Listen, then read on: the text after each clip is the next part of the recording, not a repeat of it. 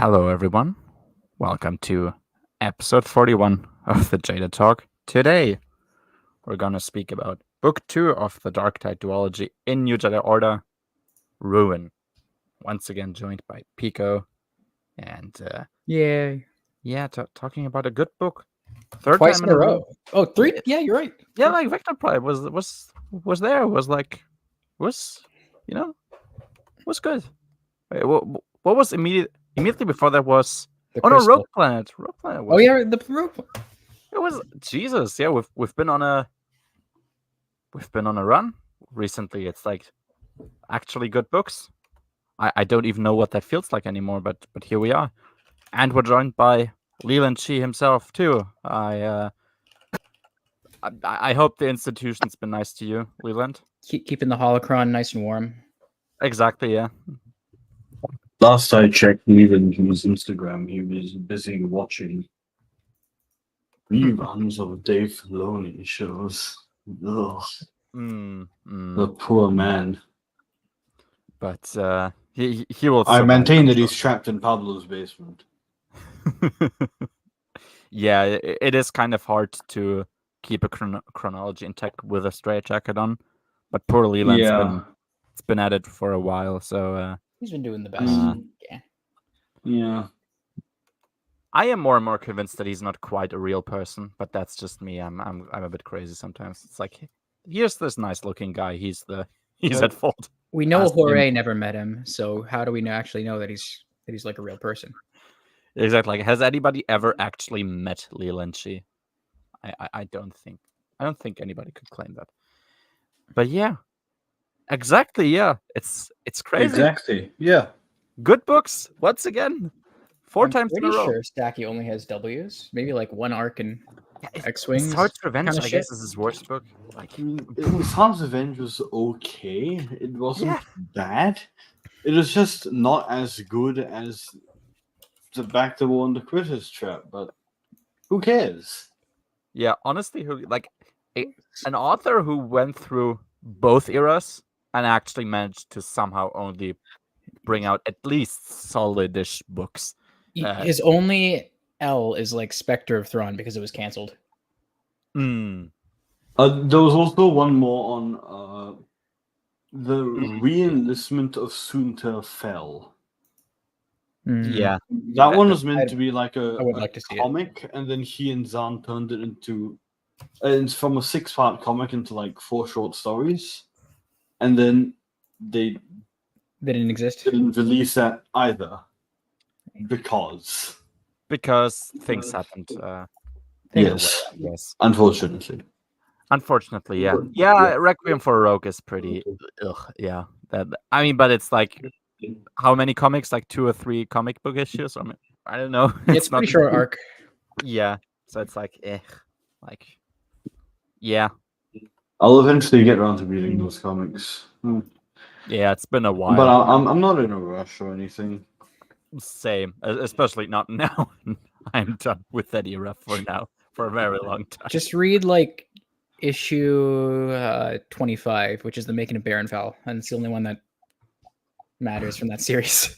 that actually. Okay, sure. Yeah. I have the Epic, so why not? I still can't believe how cheaply I got them. Yeah. Here we are, by the way. We're speaking about a good book, Ruin. So I guess my first question once again is, what did you think of Ruin? It's really fucking good. That's a pretty good summary. Yeah. It's okay, the big question though is, how does it compare to Onslaught? I think I've heard most people so far say they like Ruin more. I like Onslaught really more. Yeah, I think so. I was one of those people. However, after this reread, I think they're tied for me, and that's not Ruin going down. That's Onslaught going up. That's fair. Yeah. That's fair. That's completely fair. Honestly, both, or like all 3 possible statements here are both just so good. Yeah. Can you highlight Sivert's thing for a sec? Yeah, sorry, that's my fault. I have to go get drunk tonight, so I'm not gonna be able to function tomorrow. It's what happens when you do things beyond Star Wars. Yeah, It's like- sad. Yeah. Grow older, have a Yeah. birthday, all that stuff. all that fun things. I'm checking out your people tomorrow, Sivat, by going to IKEA. So wish me luck. Yeah, but Which reminds me, I have a bone to pick with the Swedes about Spotify. oh, did Yes. something happen? Anything Wagner related on Spotify is very badly categorized. Yeah, that is an L. Yeah, I hope the I can't see the artist names a lot of the time, and sometimes they like zoom in on the album cover a bit, so I can't see the names if they're on the side or the dates. Yeah, fix that, please, Sivat. If you're still listening. Yeah. Talk to the Swedish Council. We know you're on there. Yeah. Exactly. I mean, have there's pull. like 5 Swedish people. Exactly.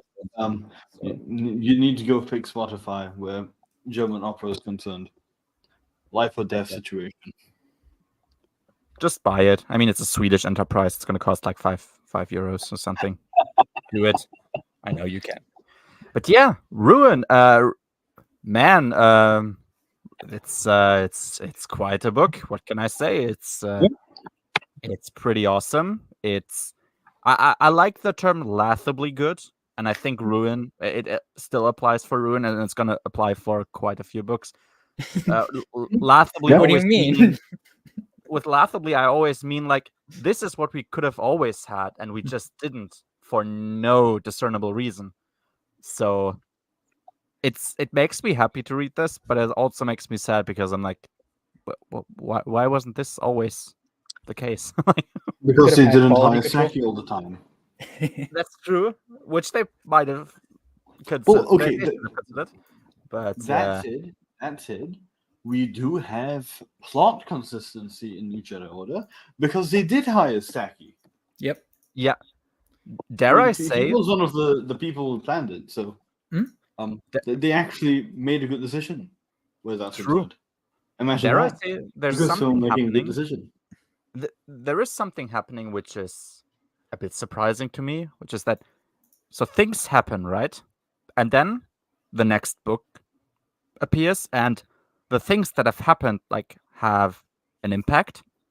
Like characters go on from there, and like they speak about it, and it's treated as seriously, and like it's It's more almost than like they have arcs or something. yeah, almost like there's like a plan behind the series. Kind of progression or something Yeah, like yeah. that. Like there's a goal at Shocking. the end. We kind of What a know. revolutionary idea. Yeah, it's I don't know if people usually do that in fiction. I feel like they should do more of that. Wheel of Time all the way. Hmm. I just started continuing my reread. So No, that started in the last book actually. Yeah, Sivat, you have to realize that there's actually 19 books in this series setting up Jason's Fall. So yeah, and let's not forget that his fall is actually set up in Young Jedi Knights. That's true because he's a massive asshole bully. exactly, Yes.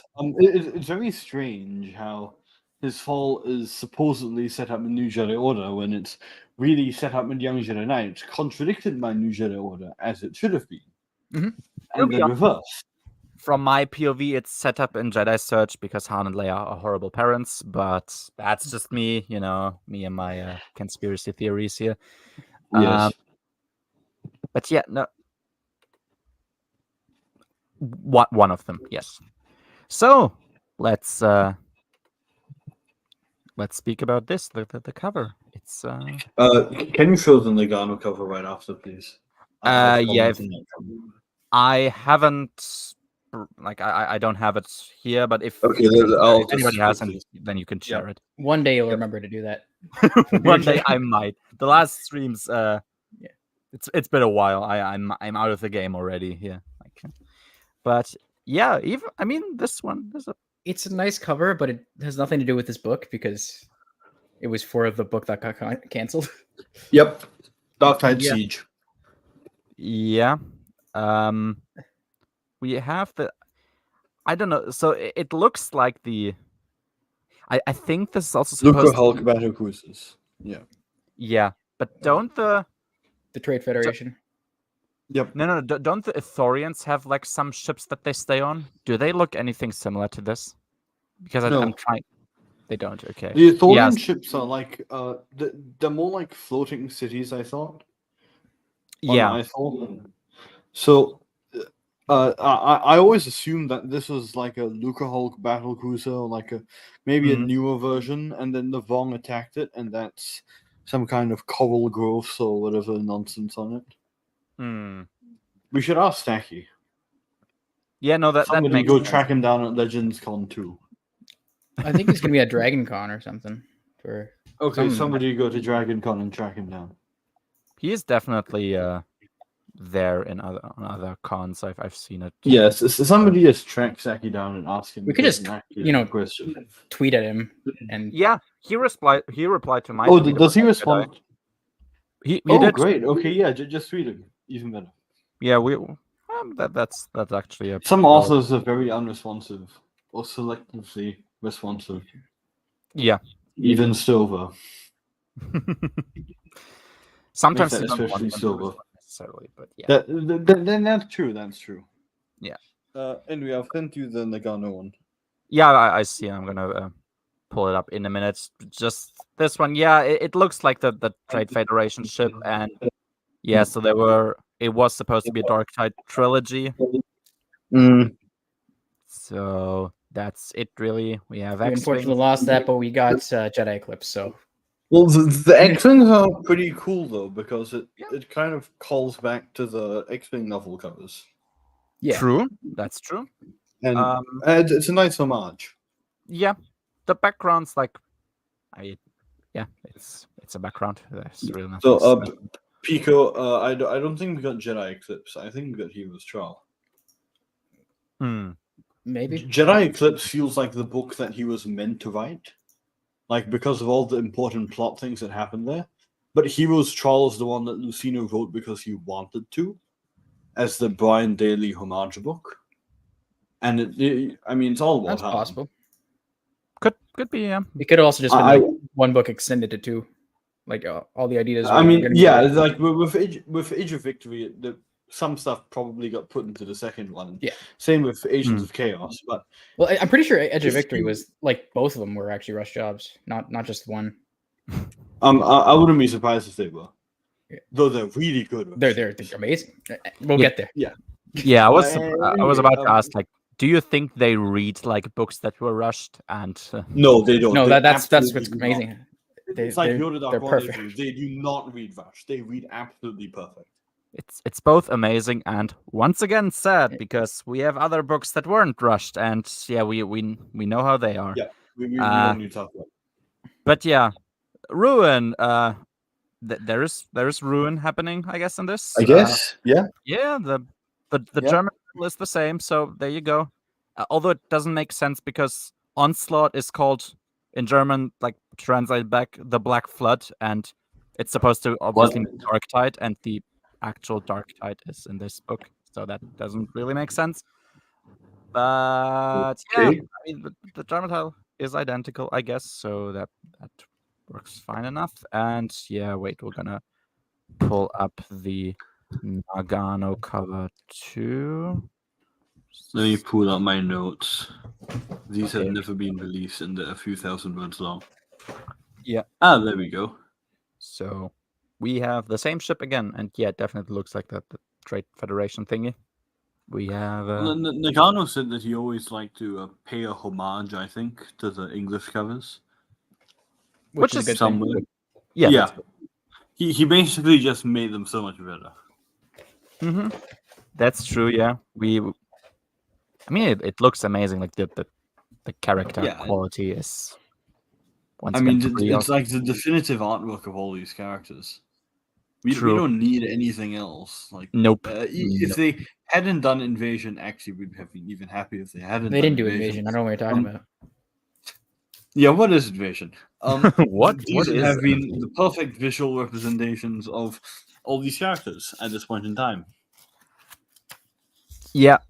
No, that's Colin true. looks different from how I thought he would, by the way, but it works. I remember that one artwork of Corrin where he has like a beard. It's the same style. That one but was pretty cool. that they made Mirax, and I actually think it's pretty nice too. But Yeah, I like that one. yeah, but this Garen is also, he's pretty neat. Luke looks, I mean, awesome. What can you say? We have Yep. Jaina. The solo kids are probably the best thing in this piece of art. Yeah, I think that might be the best art. I mean, the Junior Jedi Knights art was also pretty awesome.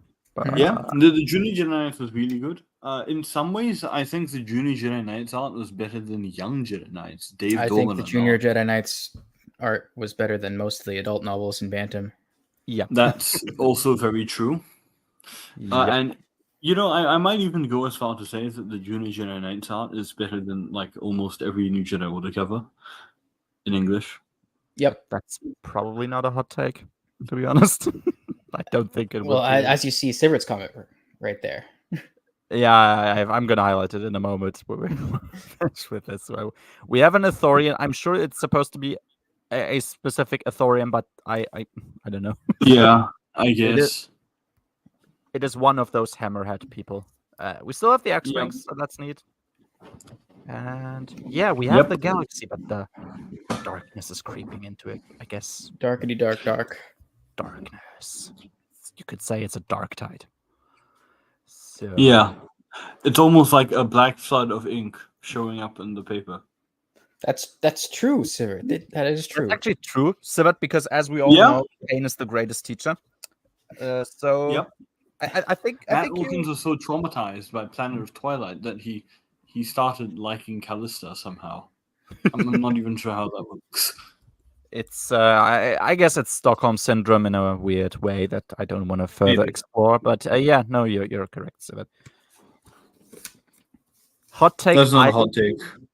Yeah, I think I That's like not a hot most of take. them actually. To be honest, I'm a bit weird there, but I don't know. They kind of grew on me the more I look at them. Maybe because they mean I salvation. think I like Onslaught, and that's it. Yeah, exactly. I mean, I found them fine. Some of them, the faces were just eh. I could have lived without them. Didn't say they're good. I mean, I can live with the New Jedi Order covers in general. I'm just not a fan of them.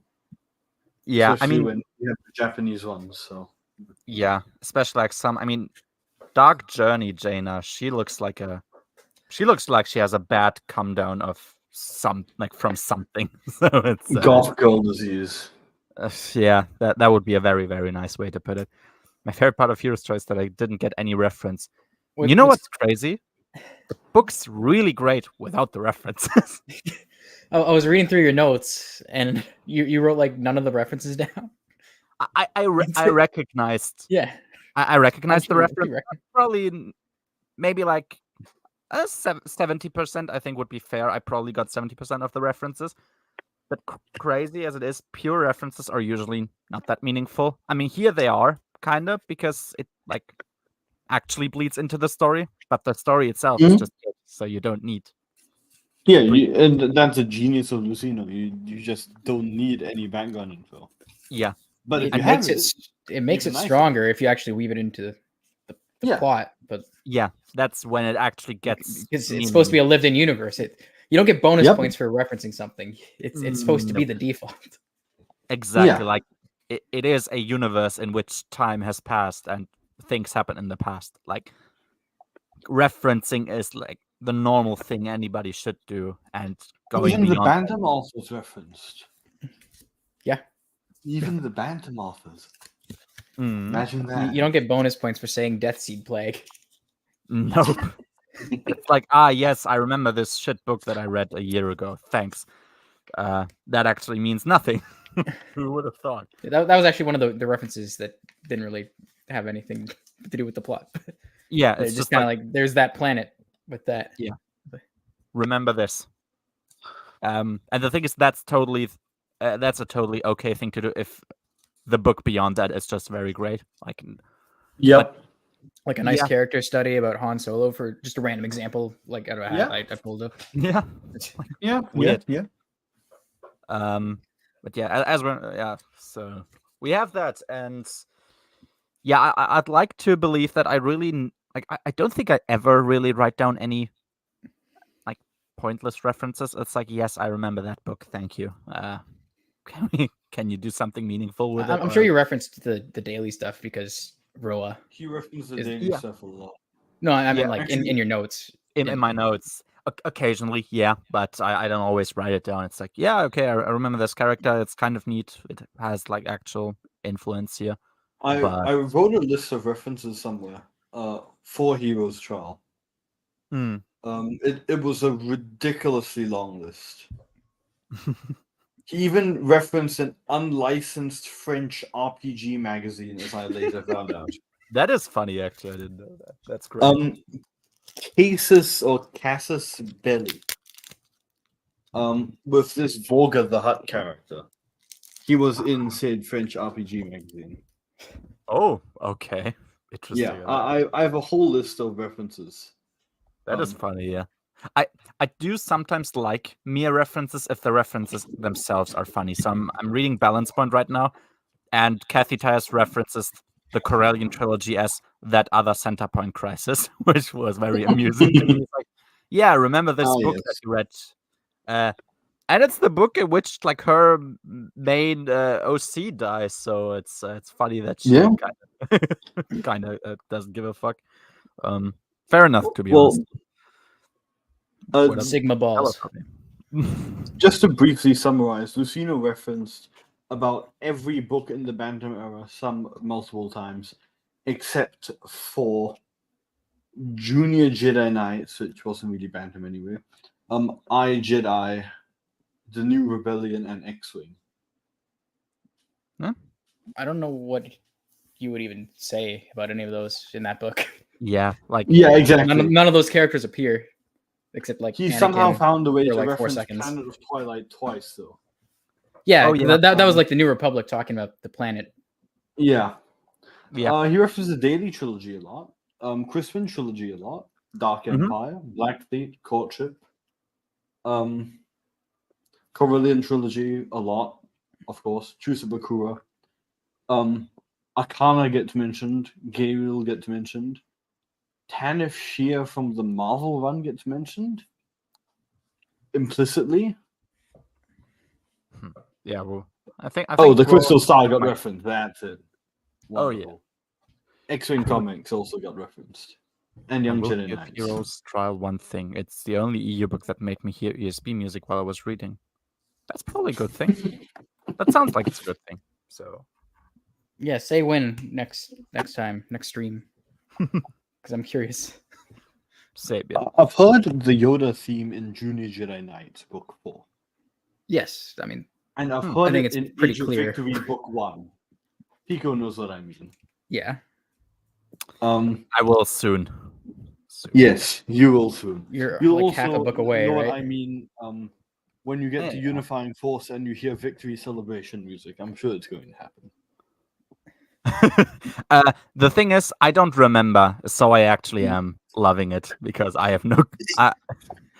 Mara starts listing Luke's love interest, or somebody does. Oh yeah. She Okay. goes through a bunch of the Yeah. Okay. No, I vaguely remember that. I think she gets cut off before she says Ten of Sheer. Or Luke cuts off and says, "No, that wasn't my. I wasn't in love with Ten of Sheer." Something like that. Luke had an interesting life. Unfortunately, that meant that he admitted to Callister and Arcana canonically.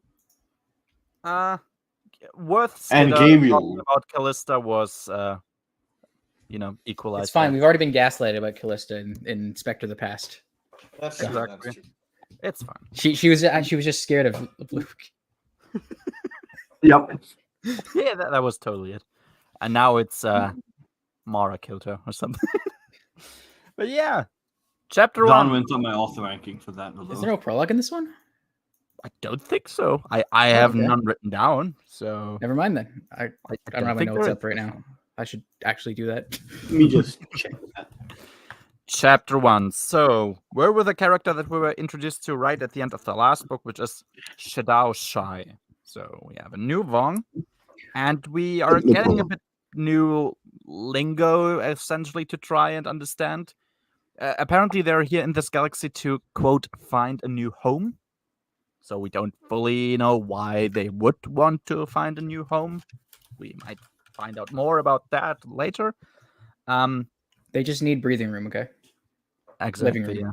Lebensraum im Osten. Yeah, that's exactly what you need sometimes. And I mean, the Killicks did want a new home that one time.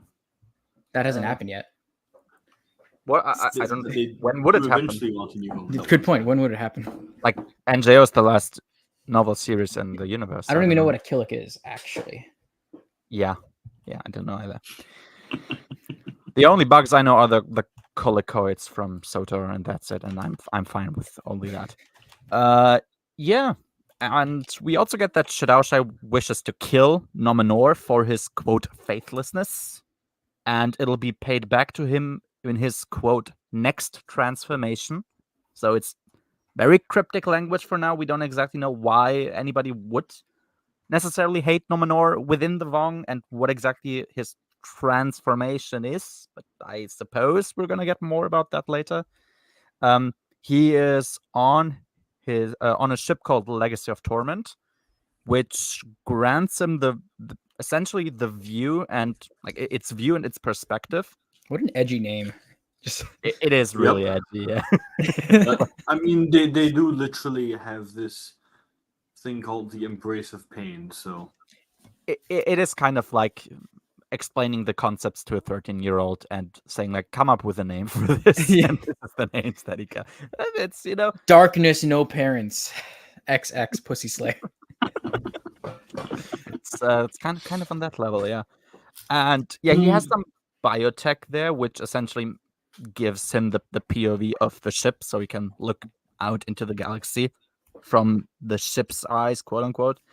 And yeah, and apparently it also has like a giant storage full of memories from the soldiers that are under his command that he gets to relive, which that's pretty cool and pretty useful and kind of fits that everything gets transferred back to the main brain, however you want to call it, and it's a bit new tech, so that's interesting, and it makes sense that they would create something like this. At some point, he looks kind of why? Because he thinks the assassin is hot. Is that it? Maybe. Or I remember Killix, they were on a painting of Ted. Yeah, I remember this too, actually, now that you speak about it. And that's the only appearance they ever made. Curious. I wonder if there was ever any plans to make more about them. I hope not. Exactly, yeah. So we learn more about the Shai domain, like the family itself. So the primary focus of the philosophy in general, like specifically of the Shai domain, with they're very overzealous and serious with their approach to Vong philosophy, is that any rejection of pain is a rejection of the universe itself, because as they say, pain is the only constant in the universe, and that even reliving the memories of someone who turned away from pain would tarnish him. Like he kind of commits a sin by reliving memories of people, I guess, who maybe escaped battle or something, or tried to save themselves because they escaped pain, quote unquote.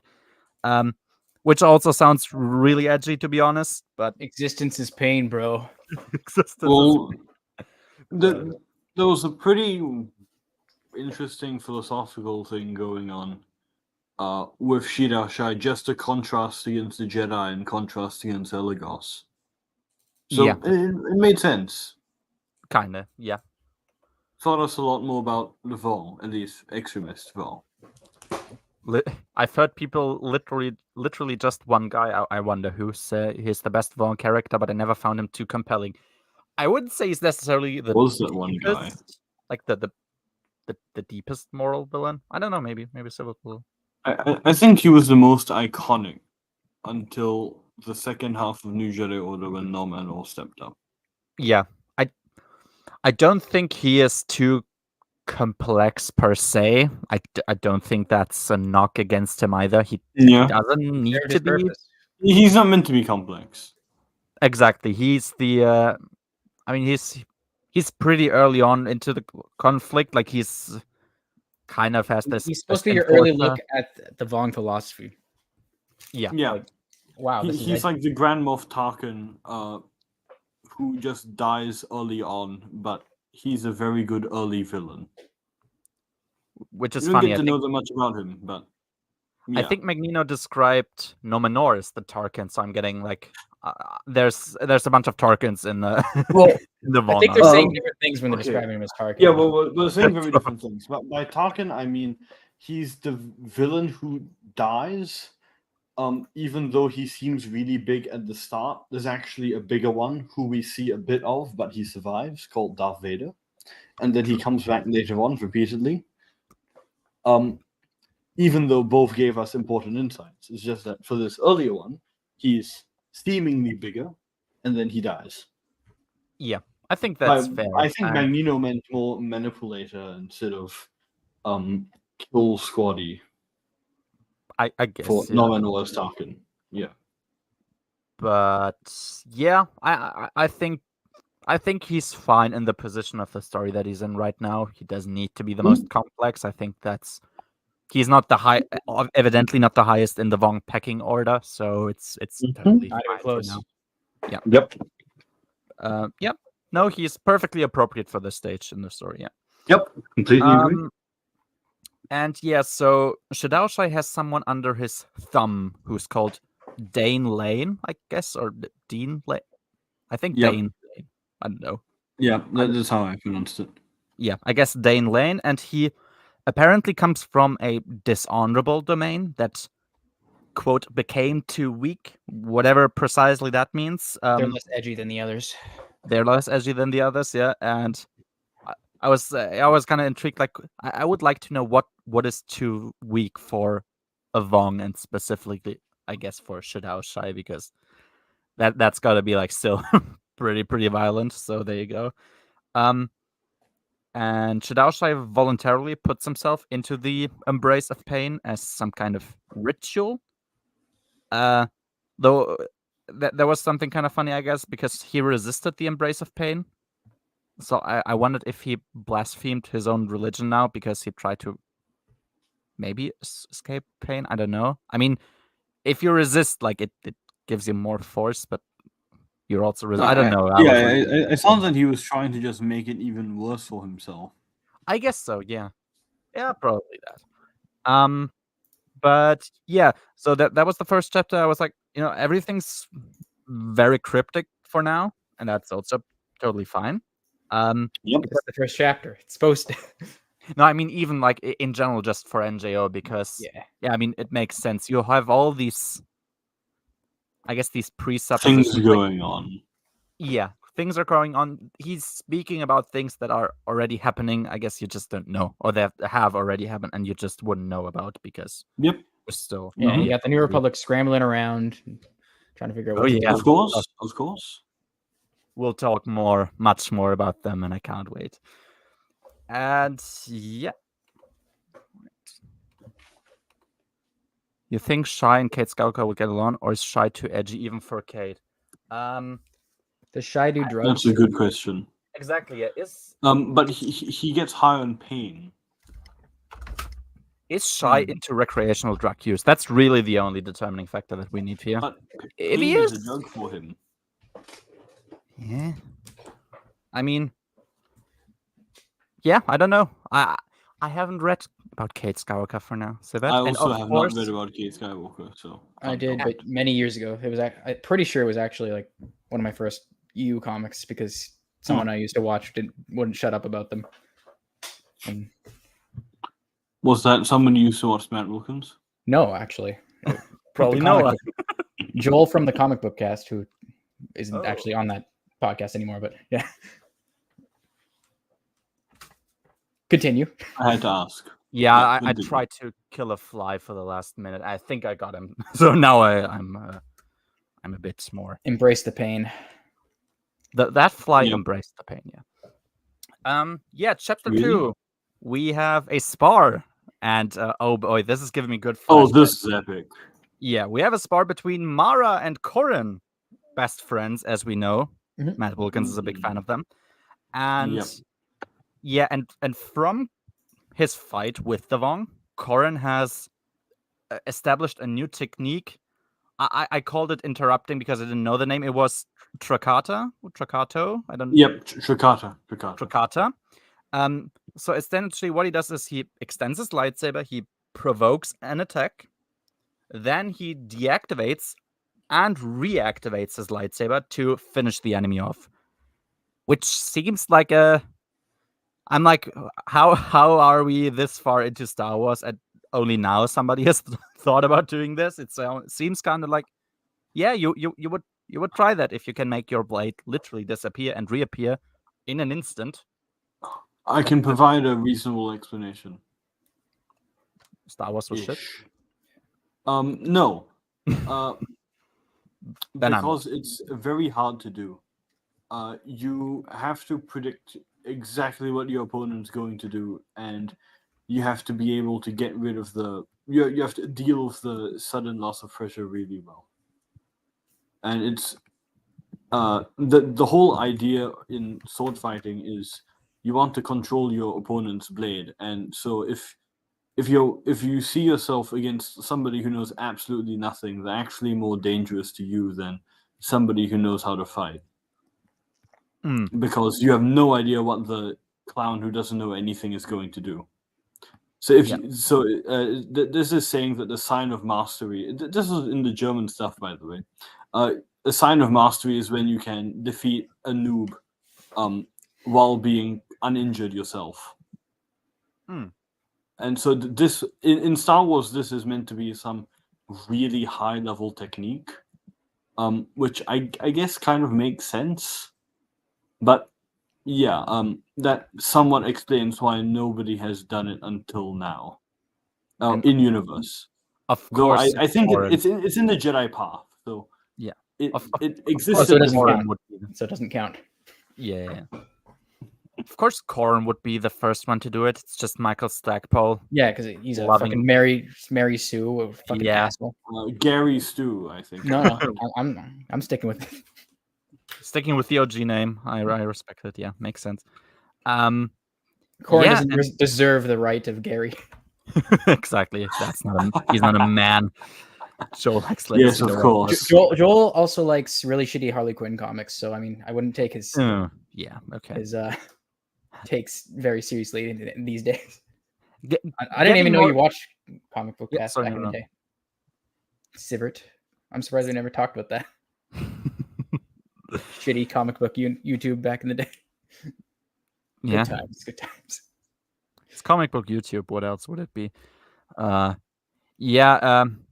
Getting more experience in like having more experience about EU stories has increasingly it has more and more increased the number of stories I can reasonably predict I'm gonna dislike, especially the ones I once thought I would like. And I think Legacy is one of them where I'm like I'm reading Republic right now, and all the Ostrander stories are a step down from the other ones. Like it's another Ostrander story. Really? It's definitely an Ostrander one. Yeah, there's like no depth to it. Like the issue after Jabim, the Battle of Jabim. Yep.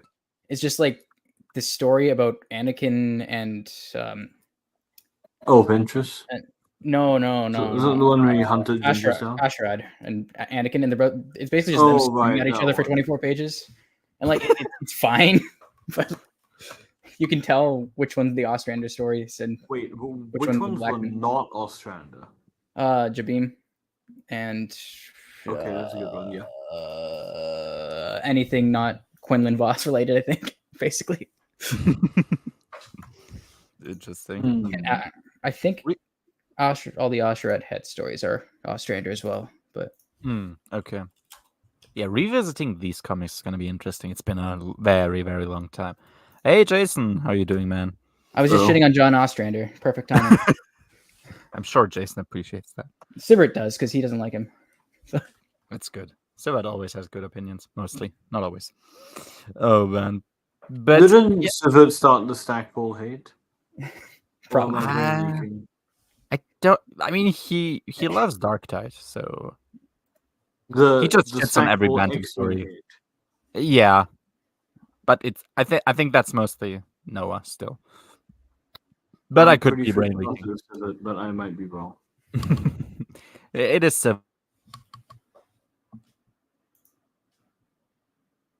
Kip enters the room and he wants to initiate a war council, which sounds funny. And Luke, of course, disagrees. Kip. He's, obviously the villain, Stackpole is clearly showing his bias here. Fucking asshole. How dare he? What a terrible author. Yeah, truly. Hates Kevin's characters, as we all know. Clearly. That's why he makes them have like very legitimate, understandable decisions. And that's why he gives them funerals where they didn't have before. What a fucking dick. And where people who are relevant actually show up to that funeral. I enjoy some, not so much others. That sounds reasonable, I guess. I remember really not liking Dawn of the Jedi. I found it over. That's because it's not good. I haven't read too many comics, actually, so it's... Yeah, same. Yeah. All I remember is that one kind of sucked. But yeah, so Kip wants a war council. Luke says no, because we're not attackers, we're defenders. Kip argues back that this is kind of pure semantics, which I don't quite agree with, but I get it, and there's kind of a point here. He says that they were victorious on Bimiel, where they were on the attack, and they were yeeted off of Dantooine, where they were in defense. So that's kind of his argument. Like, look, it's been working better this way. Corin and Mara, they both clearly hate Kip, and they joke about how they would kill him, which is very funny and relatable. That was hilarious. Yeah. Me reading Bantam IRL. It was pretty funny. I remember thinking about you as I read that scene. I feel honored. Everybody should, because that's... I mean, has Kip ever said sorry for stealing Mara's ship? I don't think he has, so I'm sure he hasn't. It's Kip. Exactly. We wouldn't expect him to. He wouldn't expect himself to. It's Kevin not really his character. Yeah. The thing is, I really like this Kip, and I think this Kip is his obviously like by far his best interpretation so far. Yeah, I mean, he's actually a good character for once. Yeah, there's depth. Imagine that. He doesn't actually get insulted as much as like somebody like Matt maybe thinks, which puts me in this weird spot where I have to defend the character of Kip It's almost a self-report, to be honest. Yeah.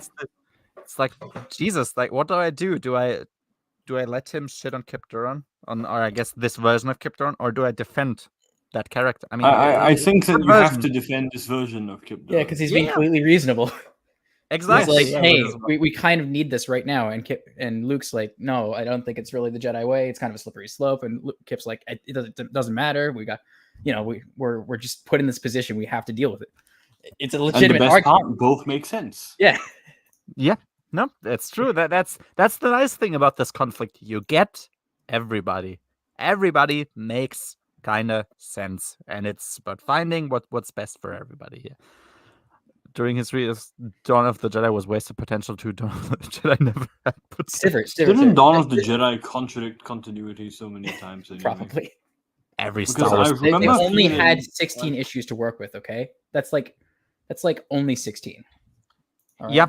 I always want to point out that it was so weird. It didn't make sense. Days of Future Past were 2 issues, by the way. I just want to point that out. I like to point that out now every time because it puts things into perspective. So, do with that what you will. Empire's End was time travel, by the way. So Empire's End is in fact 2 issues. That's correct. I mean, I had to say that.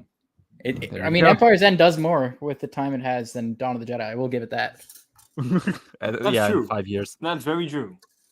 But yeah, there you are. And yeah, Luke thinks about how, Kip and the people that agree with Kip clearly took the wrong lesson from Bimiel because, Yep.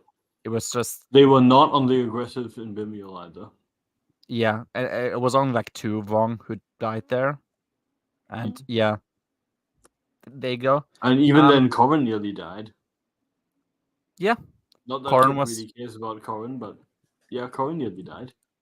Yeah, and they think that Corrin was just too weak. That was the issue. It wasn't that it was really dangerous. It was Corrin being too weak. That sounds like the sort of thing Kevin would write, which is ironic on so many levels. Which is, of course, a nice reference by Michael Stackpole to his former colleague. So that's really neat here. Yes, I'm amused by how you emphasized former. There you go. So that it's because DC hates lesbians. That's why. you gotta live with that information now. Yeah, and Mara adds that trying to capitalize on strength and intimidation, like Kip's people want to do, won't work either against an enemy who clearly doesn't fear death, which is also correct. You kind of have to play off of the enemy's fear of death if you want to intimidate them, and if they are not, then, well, yeah, there goes that tactic. I guess so. I haven't read anything by him, so I'm gonna trust you. Yeah, wait. So if Raka is great, doesn't that mean, Sivat, that you're gonna recommend me read his Wonder Woman stuff? You famously recommend a lot of Wonder Woman comics, so if there's one thing I know about Sivert, it's that he loves Wonder Woman, especially exactly. books.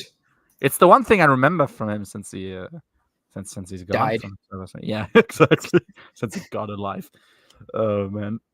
But yeah, here you go. And yeah, Corrin thinks that there's something very human to the way everyone's acting right now, since they're afraid now that they've lost everything that makes people usually fear the Jedi in battle. They're kind of like going crazy by what they're supposed to do now. And Luke counters that they are still Jedi because they still serve the Force. That's actually what they're supposed to do, to serve the Force. And they don't cease to be Jedi when they he brought up the Isalamiri. He said we're not any less of Jedi just because we step in a Isalamiri field, which is true. It's like if you're a wizard and you get put in an anti-magic shell, that doesn't mean that you're not a wizard. Exactly, yeah. It just means that you can't use magic. You're only a wizard if you have power. Idiot. Exactly. Especially for Jedi, because the powers aren't necessarily their... I mean, it's part of the identifying traits, but it's not necessarily the defining trait of them. Yeah, I mean, it should... For Jedi, it should always be the morals and whatnot. Yeah. And what Luke thinks is that they should rather focus on organizing help for refugees and for defense, with Mara also adding that they should also do just general recon stuff, since it offers important input for others, like the military. Yep. Makes sense. Exactly. But they point out that, that's very difficult to do because they have so many possible planets to investigate, and all planets they know with Vong presence, they have kind of conquered anyway. So, it's there's a lot of choice for them. That's kind of an issue.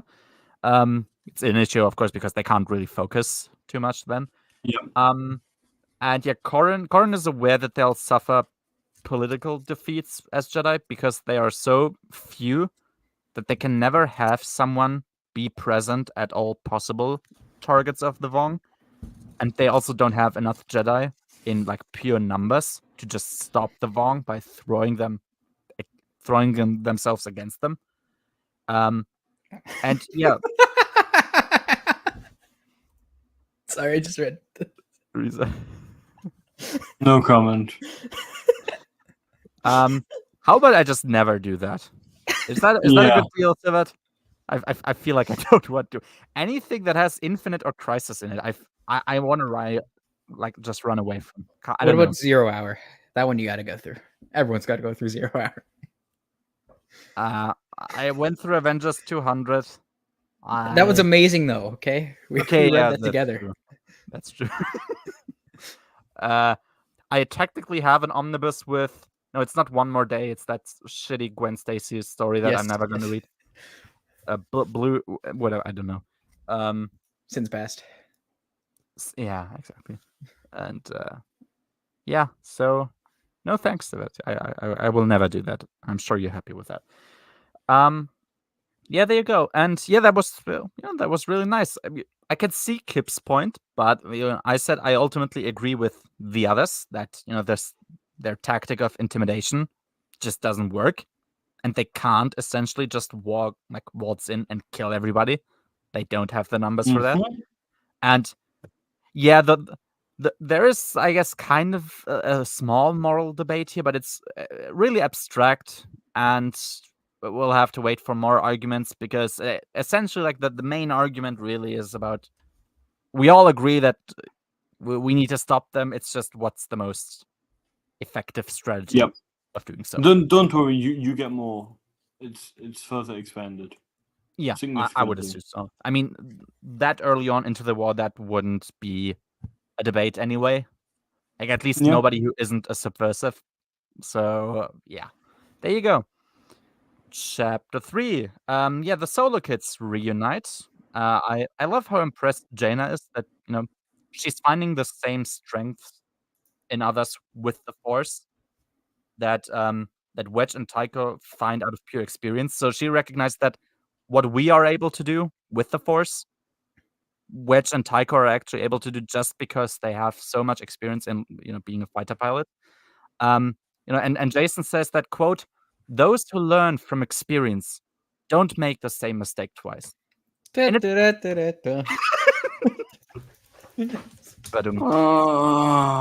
no progress. So yeah, Jason has followed a vision.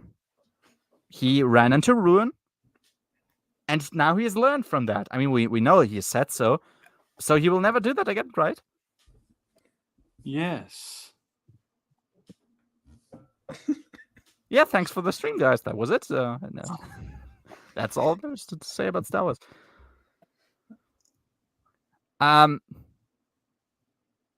Yeah, I don't know if I want to still. I haven't read it. Oh, no. Multiple other versions of him. That doesn't sound good. Well, you see, DC felt the need to fix continuity, I guess.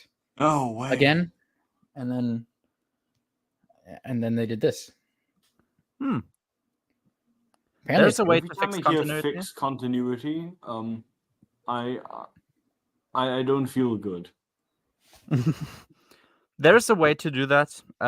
Tim Zahn fixed continuity kinda in Hand of Thrawn. Yeah, I mean, that's not to say that it can't be done well.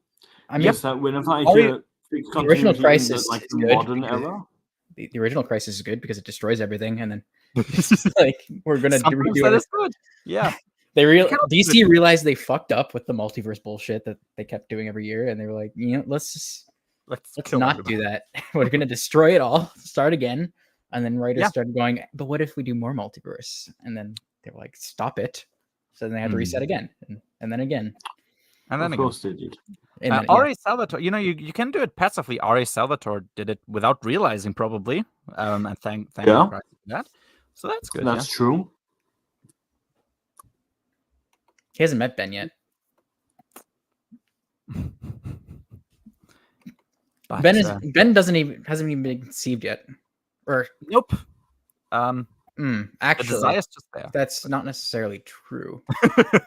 I mean, Mara thought about it again, I guess, in where I'm current. Yeah, I don't know how many days passed in Balance Point. Yeah, there you go. Excellent question. Okay, I'm sure I will see. Yeah, at some point. You'll see. Yeah. Anakin still hasn't quite overcome his demons, though he has made progress in it. He thinks that he probably isn't guilty with what happened to Chewie, but he still feels kind of responsible. And the twins tell him how, he saved Mara, and he agrees, but still points out that Jason had to save him too. So it wasn't actually just him who helped Mara there, which is also kind of true, I guess. And that's when Han appears, who, Oh, this was a sad scene. Yeah, he's trying to do his usual catchphrase, and he can't even finish it because he looks pretty disheveled, like he's a mess. But we also kind of see an improvement there too, where he admits that losing Chewie made him realize what else he could lose, and that he's afraid, and he speaks openly about that. So that is nice. He doesn't let them dig any further though, so it's still obvious that it's progress, but progress, not perfection. Exactly, and it's also progress for them that they aren't trying to necessarily press him, but they are patient, and things will just be let run, like be let on their course, and we're gonna see how that develops. And exactly, yeah. And I was like, I would like to see him comment about the past battles of especially the kids, because they, as he was grieving, they were in pretty horrible situations where they could have easily died, and that was pretty significant and dangerous for everyone. And yeah, I was just like, maybe that's gonna happen, and I'll be patient to wait until he makes a recovery. Chapter 4. Oh yeah, the color that represents the Vong on the map is brown. So I was like, what did Stacky mean by this? But that was just me being very funny. And yeah, we have Borsk. Remember him? And he cries because apparently the Empire mindlessly slaughtered non-humans like the Vong do. Woo! Let's go! Now, which is literally incorrect. Yep. And now Leia can, quote, finally see what they went through. And Leia kind of points out, there's this planet called Alderaan, and it's yep. And the only thing that remains of it is a picture frame in Brecca's office. Well, no, that doesn't exist anymore. It doesn't exist anymore, to be fair. So I guess it's only the piece of Alderaan scrap that she was gifted for her birthday. Not Luke's birthday, but her own, I guess. Yeah. Luke's only got one. Yeah, and as she points that out, no, who likes Luke anyway, right? And, of course. Yeah, and as Leia tries to point that out, Borsk says like, "Oh no, now we have to hear this story again." Yeah, as if the biggest story in the galaxy isn't that non-humans constantly cry about made-up shit. I'm kind of getting that vibe from like, you're making things up. Okay, Mr. Many Bothans died. Yeah, like, oh no, 15 Bothans died on a mission. Like, literally Alderaan was destroyed, you idiot. Like, the Mon Calamari don't cry about Mon Calamari dying. Like, they just go on. But you don't. And yeah, then Elagos comes in and he kind of subtly threatens him with physical violence. And then the discussion's over, which is very based. He's like, Elagos is one of the most base characters ever written in Star Wars. Yeah, he's another like contender is Creefey, of course, but I think Elagos is slightly better. That's actually what makes Assault's Revenge pretty neat, is that that Booster Tarek beats up Borsk Failure. That was funny. Like, what does Stacky mean by this? What does Stacky mean by this? Exactly. This would probably contradict so many things that he would tweet about. Yeah. What an understanding family. Hopefully they stay that way. I mean, what could possibly go wrong? They're on their way to loving each other again. Yeah, I mean, they could want to have thrown one of them out of the window as a baby, but why would they? Why would they? Honestly. Why would they? Exactly. Yeah, there's no reason for that yet. Yeah. Yeah, but there you go. We have Wedge. Wedge is kind of speculating on the Vong. He says that he assumes that it's very resource intensive to create Dovin Bazels, because if it wasn't resource heavy, then he'd expect far more of them to be actually used in battle. Yeah. Which is true. Like, yeah, they are very useful. You would probably just spam them if it wasn't in some way very exhaustive to make them. So the fact that it isn't happening is probably an indicator of that. And it's also it's nice because that's a problem I didn't even necessarily think about. Like, oh yeah, I guess why aren't they spamming Dovin Bazels everywhere? I was like, okay, yeah, there might be a reason for this, and it's nice to know that a character is actually thinking it's nice about to know this. that the writer thought about this. Exactly. That's also true. The writer recognizing a problem is like at least 50% of, I'm satisfied. Like, oh, he actually thinks more than, 2 sentences further. So that's nice. But yeah, and then, then they wonder what exactly the fact that they let the they let their Dovin Bazell die on Cernpedel, and that was always gonna happen probably, and they wonder like what exactly does that mean that they just let it die there, and they wonder whether that investment would be worth it to them or whether they maybe viewed its acts as dirty because of their foreign ways of thinking. They're like, I guess they just don't understand. Like, if it is resource heavy, does it make sense for them to sacrifice it, especially since now Cernpedel would actually be considered uninhabitable by most species? It would be a huge advantage if they There's a found moon out in it. that there is kind of a moon. That usually makes it not so nice to live on a planet if there's a literal moon in it. And don't worry, there's stuff coming up. There's stuff coming up. That's good. Yep. Yeah. This gets covered again. Don't worry. Yeah, and they wonder like, okay, it is uninhabitable by our species definitions, like of our galaxy. So it would be a huge advantage to them if they find out that maybe this wasn't the case for the Vong, since of course, their big weakness for now is that they just don't know anything really. Yep. So any kind of knowledge is an advantage, which is true. Yeah, I like that Crefe makes a point of always like he's always switching around patrol routes, I think, so that they are like less likely to get caught in an ambush. Like he's just trying to mix up where everyone's flying to. So that's good.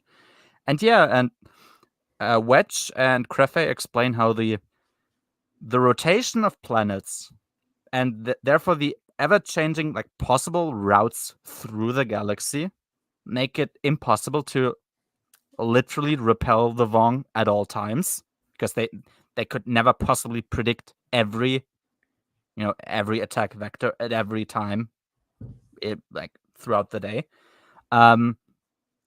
Exactly. But what Wedge rather does is he wants to prepare the most probable targets to stop invasion forces for long enough via their own self-defense, so that more competent military forces can arrive on the scene.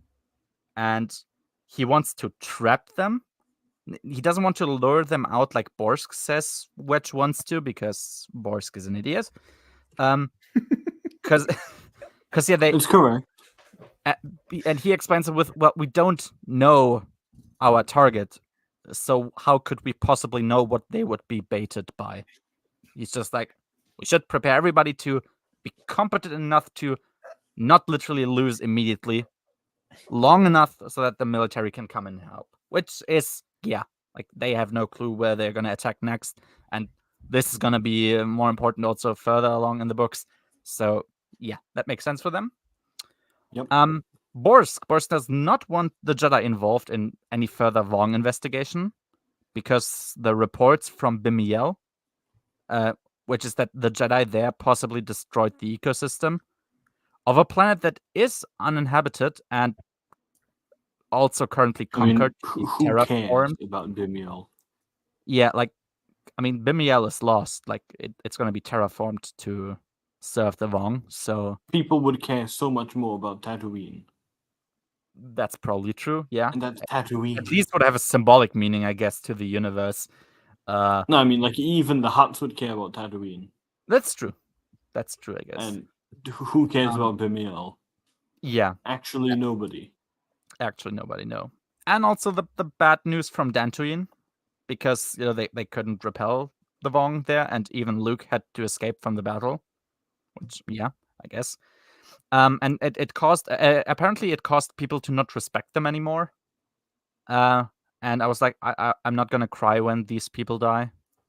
I'm like, if you're picky about allies while you're facing annihilation, you're kind of bringing it upon yourself, I guess. It is Borsk, so. It is Borsk, to be fair, so, Well, not to be fair, just to be expected. It's to be expected. Yeah, you don't need to be fair to Bosk. No. Yeah. But yeah, so I'm so excited for the Jag part. Oh yeah, that's this book. I forgot. Yeah, and they so the military being based. Exactly, yeah. The military, or I guess the New Republic in general, won't get allowed to support the Jedi in any way, really. And I did wonder, like, Crefe did threaten like mass desertation before, so I didn't quite get why this isn't still his Joker card every time that Borsk tries to do something that he doesn't want him to. But he doesn't at this point, so I guess that's that. Because he doesn't have the mass support, since public sentiment is turning against the Jedi. So Borsk has the advantage. But Crefe has the support of the military, so I'm like, okay, well then. No, but the problem being that public support translates to the military, especially in a democratic place where, you know, like the military can actually read the news, and it's not where everything's centered. I more so got the impression that the military is thinking very differently from like the actual normal public, I guess, in this case. Like they're acting very differently. Yeah, but public sentiment can still influence the military, I guess so. And yeah, Borsk encourages Leia in her quest that she put on herself to Bastion to convince Pelion of help, since he believes that it'll be beneficial to him either way, because she's either a collaborator if she gets Pelion to help, or she's a failure if she doesn't get Pelion to help them. And it's like, if people were to actually hate Leia for doing that, I guess they deserve whatever's gonna come for them. And as far as I know, that's gonna be a lot. But yeah. Reminder that Leia was the one who got that truce signed. But technically not even at war. Yeah, but her signature isn't on it, idiot. So therefore, she has nothing to do with it. Never happened. Yes, we have Puffy Feather's signature on it. Yeah. Who's also based. That's why he's not here. True. Yeah, exactly. He's retired quite happily. He's living life. The best chief of state of the Bantam era. Yeah. He's somehow better than Leia, because unfortunately Leia was written in the Black Fleet Crisis as Leia's shit as a chief of state. Like, because thanks, McDowell. Yeah, and I mean the other one we don't need to talk about. Yeah. And Elegos, meanwhile, he wants to go to Debrillion to actually do something nobody has really considered so far, which is to try and negotiate with the Vong alone, to hopefully get a slim chance of possibly preventing any further war. Because he says that if he fails, then all of this is meaningless anyway. And he has a duty to uphold, which is to, try to protect his people. Which means and Elegos is, after all, one of the most base characters in all of Star Wars. So. He's a Giga Chad. He is. Exactly. He is. Saki has this trend of just writing Giga Chads left, right, center. Yeah. It's not his fault that his OCs are better than everyone else. It's not. Exactly. It's not that his OCs are like really normal and they're just doing what they're supposed to, and everybody else. I mean, Corrin is a pretty normal person. Yeah. In some ways, he's more human than most people in Star Wars. Yeah, in a lot of ways, actually. Oh man, Chapter 5. Yeah, Kip. I described it the following way. Kip is literally trying to create an atmosphere of like, so he actually wants to really get this war council going, and he's trying to create an atmosphere that just screams "debate me, bro" at Luke. Like he's like positioning the tables and like the whatever in a way that just screams "debate me, bro." Yeah, it actually does. Yep. Yeah, and Luke just doesn't give a fuck, and he sits down on stage with his feet on the steps, and he's just talking to the Jedi, which I loved. That was really funny. And yeah, I also loved that Mara is in the background. You know, she's monitoring who is for him and who is against him. Good wife, good on him. Made the correct choice. Yeah. And yep, better than Calicia. That's not on so many levels. Yep, so many. Yeah. Yeah, Corran and Camp Sodyasar are on Luke's side. Who knew? Of course. Hey, do you guys remember Cam Soziar? That character from Dark Empire? The guy in Dark Empire? He was supposedly a big deal. He would have to be if the story made sense, but he just wasn't. I remember him. If you didn't read the Stacky books, you wouldn't remember him at all. You would actually, which is very funny. You remember him from Dark Empire? Yeah, and the guy who supposedly worked a lot with Tom Veitch mentioned him once in his trilogy. Yeah, who knew the reasonable first-class students are for Luke? Yeah. Oh, yeah. Now that I'm thinking about first-class students, like, what's Karana T up to? She's there, I guess. She's there somewhere, maybe. I don't know. She's Dathomiri. Maybe it's just on Dathomir, and that's probably for the better anyway. So good on her. Yeah. It is funny that Kip calls Luke basically kind of first among equals, and Luke just thinks like to himself as he says that, how surprised would you be if I just told everyone what to do and literally didn't give a fuck what you said? Or just like, it's an amusing hypothetical. It's like, no, I'm not your equal. Go away, and that would just be it. It would be funny to see what would happen, I guess. And yeah. So Luke, he clearly points out the topic of the debate that they're at right now. It's the very clear target of the Jedi to prevent this danger that's currently spreading from happening, but it's questionable what the most effective method is. So Gunnar suggests a preventative strike against the Vong. Corran points out that, a specific target would make prevention like tactically smart, but an all-out attack on a planet to wipe out the Vong would be an attack of offensive nature. So they're like, does this really fit us if we just attack a planet and kill literally every Vong? And yeah, the line assuming that they could. Assuming that they could, which is like the main part of the argument. Actually, like, are we even able to do that if we wanted to? And yeah, the line is indeed a bit blurry, as Ganna points out himself. But yeah, Corran has found a pretty reasonable line here, and Luke specifies. What you're saying? Oh, yeah. Is that the debate is over if we should kill the Vong? Of course, and it's it was Kip is right because he wants to kill the Vong. Yeah, of course. It's and of course the argument was about whether it would be correct to kill the Vong, and and he also won that debate clearly. Yeah, there you go, checkmate, Stacky Bros. And yeah, Luke specifies the argument a bit more here. He says that an attack would not be prudent for them, as they don't know what the actual focal point of the Vong's offensive would be. Yep.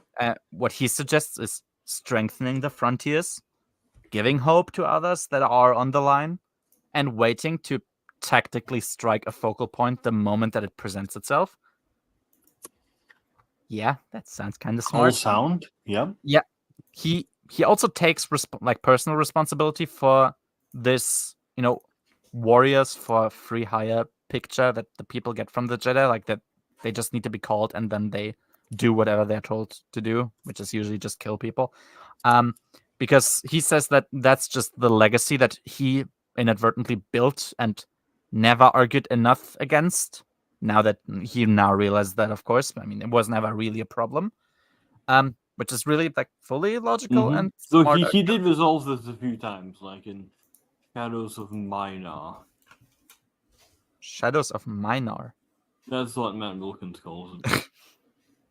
I was about to say. I'm not joking. That's an obscure Tales comic or it's a Wilkinism. I wasn't quite sure. It can very easily be an obscure Tales comic. It actually sounds like an obscure Tales comic, yeah. But yeah, that's Luke's position, which makes sense. We get introduced to a Twi'lek named Deshara Kor. Yeah, and she points out that a part of their legacy, which is, also represented in Obi-Wan's and Yoda's training of Luke, and the way that, Tion also speaks about the past of the Jedi, is undoubtedly related to War too. And Kamsulu's account is that they don't only need big victories, they also need 1,000 smaller victories too. And he points out the almost deaths of the Jedi to, as proof that they need to find the focal points of the conflict. Otherwise, well, they're just gonna get killed. And yeah, Luke additionally shares that the New Republic doesn't support them, which he actually thinks is good, since that means they won't be held accountable and nobody's gonna over rely on them, which is also true. That's probably good for them. He knows that it's valuable to help in more civil matters, so that the military is actually free to take care of the military matters, so they don't also need to take care of civil problems, which is absolutely correct. That's perfect argument. Their sympathy in the military also pays off for them, since Korra now was reactivated into the reserve and will lead an undercover mission on Garki, and he's gonna be accompanied by Nokri warriors and 2 quote civilian observers, which are gonna be Gunner and Jason. And yeah, the Shara Corps is angry. Luke seemed predetermined in his decision already, but he counters that, just blindly turning into warriors would end up with them being 100 Darth Vaders, which would be a terrifying concept. And I somewhat agree. Yeah, but I was like, okay, for now the practical argument is really far stronger in this. Like, he should probably focus on this still for now at least. But it also kind of makes sense because we're gonna see this a lot with Luke, also a lot in Agents of Chaos, that he's actually, like, for the first time acting as a leader, because he's always, and if you think about it like this, it's gonna make a lot of sense. He's always thinking about the bigger picture, like about the conflict as a whole, about the unity within the order. Like, he's thinking about the stuff that nobody else would really think about, because it's not really their personal issue, but it is to Luke. So that's really nice of him. Character-wise, I mean. And yeah, there you go. Yeah. Morality-wise, I see a bit of truth in both, I guess, sides of the argument, whether it be good or not to kill everyone, but that's really not the issue for now here. It's just been, like, kind of mentioned a bit, but it's really not the focus, which also makes sense. I mean, they're at the beginning of the war. The Jedi would be the first to think about this, but now it's not really an issue. So there you go. Chapter 6. So Jason and also Jaina is part of Rogue Squadron, which is a smart way to get her involved too, have a conversation where, that their differences get very clear, and that Jaina is much more, like, able to focus on the task ahead that she puts herself, and she can just be a pilot. Like, she can sit down in an X-wing and just do her job, whereas Jason always also has the big picture in mind. In this case, how grand of a responsibility everyone is shouldering on him, like putting on his shoulders, and he can't actually think about the small stuff because he doesn't even, like, recognize them really. He doesn't see them, register them, and that's why he tried, rescuing, let's say, the slaves in the last book, while literally not caring about his own security. And yeah, that issue seems pretty, like, congruent with his personality.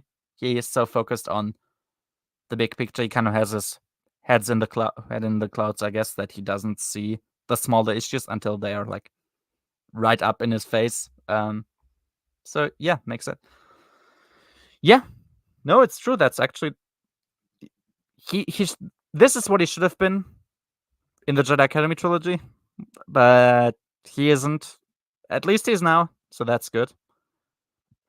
But yeah, no, it's him showing actual leading qualities, and that's great.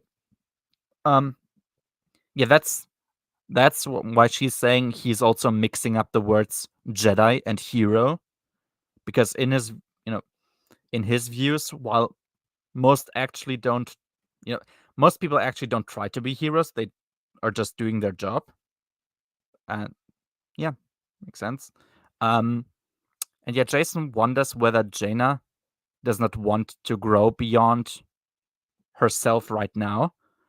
And when she asks him, well, what do you want to grow beyond? Like, what are you right now, and what is the destination that you have? He is actually not really able to provide an answer, which makes sense. Also, he does have some idealistic view, I guess, of what a Jedi should be, when he doesn't even seem to fully understand what standard precisely he wants to beat.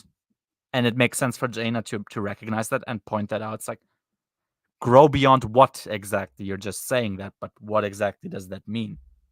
What is the standard, and what standard are you trying to beat? So it's nice for her to recognize that. People conflate what happens later, especially around Destiny's Way, and try to make it the discussion be should we kill them or not from the get-go. Yeah.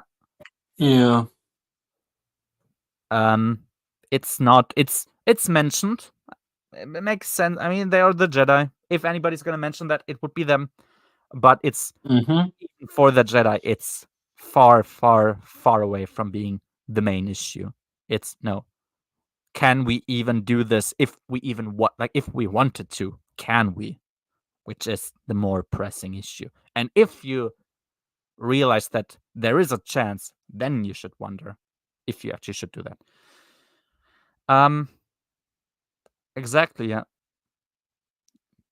Yeah, no, so that I like the way that Jaina recognizes him here, and also, yeah, like he thinks, Jedi and heroes, that's the same thing, but that's in his view the same thing. But yeah, most people aren't actually trying to be heroes; they're just trying to do their job, and yeah, there you go. And she says that he might just be searching for something that doesn't exist. She wants to just try and do what she needs to do right now, and then she's gonna see further if she managed her task. He instead is, quote, prepared for the task, but is like mentally he is in his next adventure already. And the details, they always threaten to swallow him up usually. But the problem is that the Vong aren't really a detail, but they're a pretty serious threat instead. And he's not gonna make it. Like, he's probably gonna die if he goes into this task assuming it's also just a bunch of details and he can mentally focus on the next thing. No, against the Vong, he can't do that. He will literally die if he doesn't focus on the issue right ahead. And he should just, for now, he should just lean back and allow himself to learn what not to do or what to do from both Corran and Ganna, which makes sense. Like, give yourself a bit of space. Like, you're the student here comparatively to both of them, of course. Like, chill. Just do the task. Do what a person in your shoes is supposed to do. Like, Jason's trying to save the universe, and it makes sense for him to do so, but it's not necessarily what his position in the Order really is. He's like one of the very, very fresh Jedi. So, yeah. And yeah, so then they speak to Corran, who tells Jason that it's important that he's going to listen to his orders on Garki. And he said that, your intuition saved Danny, but it also backfired on Balkadan. And they are there, like, they're going to be there together to depend on each other. He won't tell him no just to say no to his, suggestions, but he needs him to try not try and be heroic. And it's very sensible for him to have him prepared for what's ahead before the task is, going on. And of course, yeah, everything that he said is true. Like, yeah, that is what Jason needs to focus on. And it's also kind of, points back to what Jaina said. Like, what you're supposed to be is be the young guy, learn from the adults, and, do your job, essentially. And Corran points that out too. It's very interesting in retrospect seeing Jason learn from so many people. It does show how he grows as a character by the way he absorbs something from everyone. Yeah, that's actually the nice thing, is that there are enough sensible characters where he's in a position to do that. And he doesn't necessarily think that it is his task to learn from so many people. He's like 5 steps ahead already. And yeah, it's nice for characters to point that out too. It is. Like, it feels like all these characters, like Koran, Ganna, even Kip, all have like a place and a purpose in the story. Like, they don't imagine that. And what a thing, have characters be not meaningless. That's quite important. Yeah, there you go. Chapter 7. So Leia reaches Bastion, which, Bastion forces her to approach with one shuttle and a minimal team instead of her actual escort. It once again, of course, proves who the superior faction in the galaxy is, because that makes sense for them to force her to do that.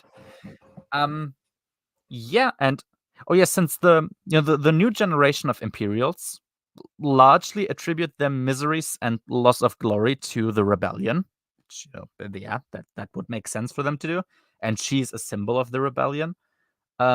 She's rightfully anxious of going there, but Dany, who's with her, reminds her that, compared to Eligos, they kind of got the easy task, which is true. Like, yeah, going to the Empire now seems, like a piece of cake in comparison. So it's like, we got the better deal here. Let's be thankful for that.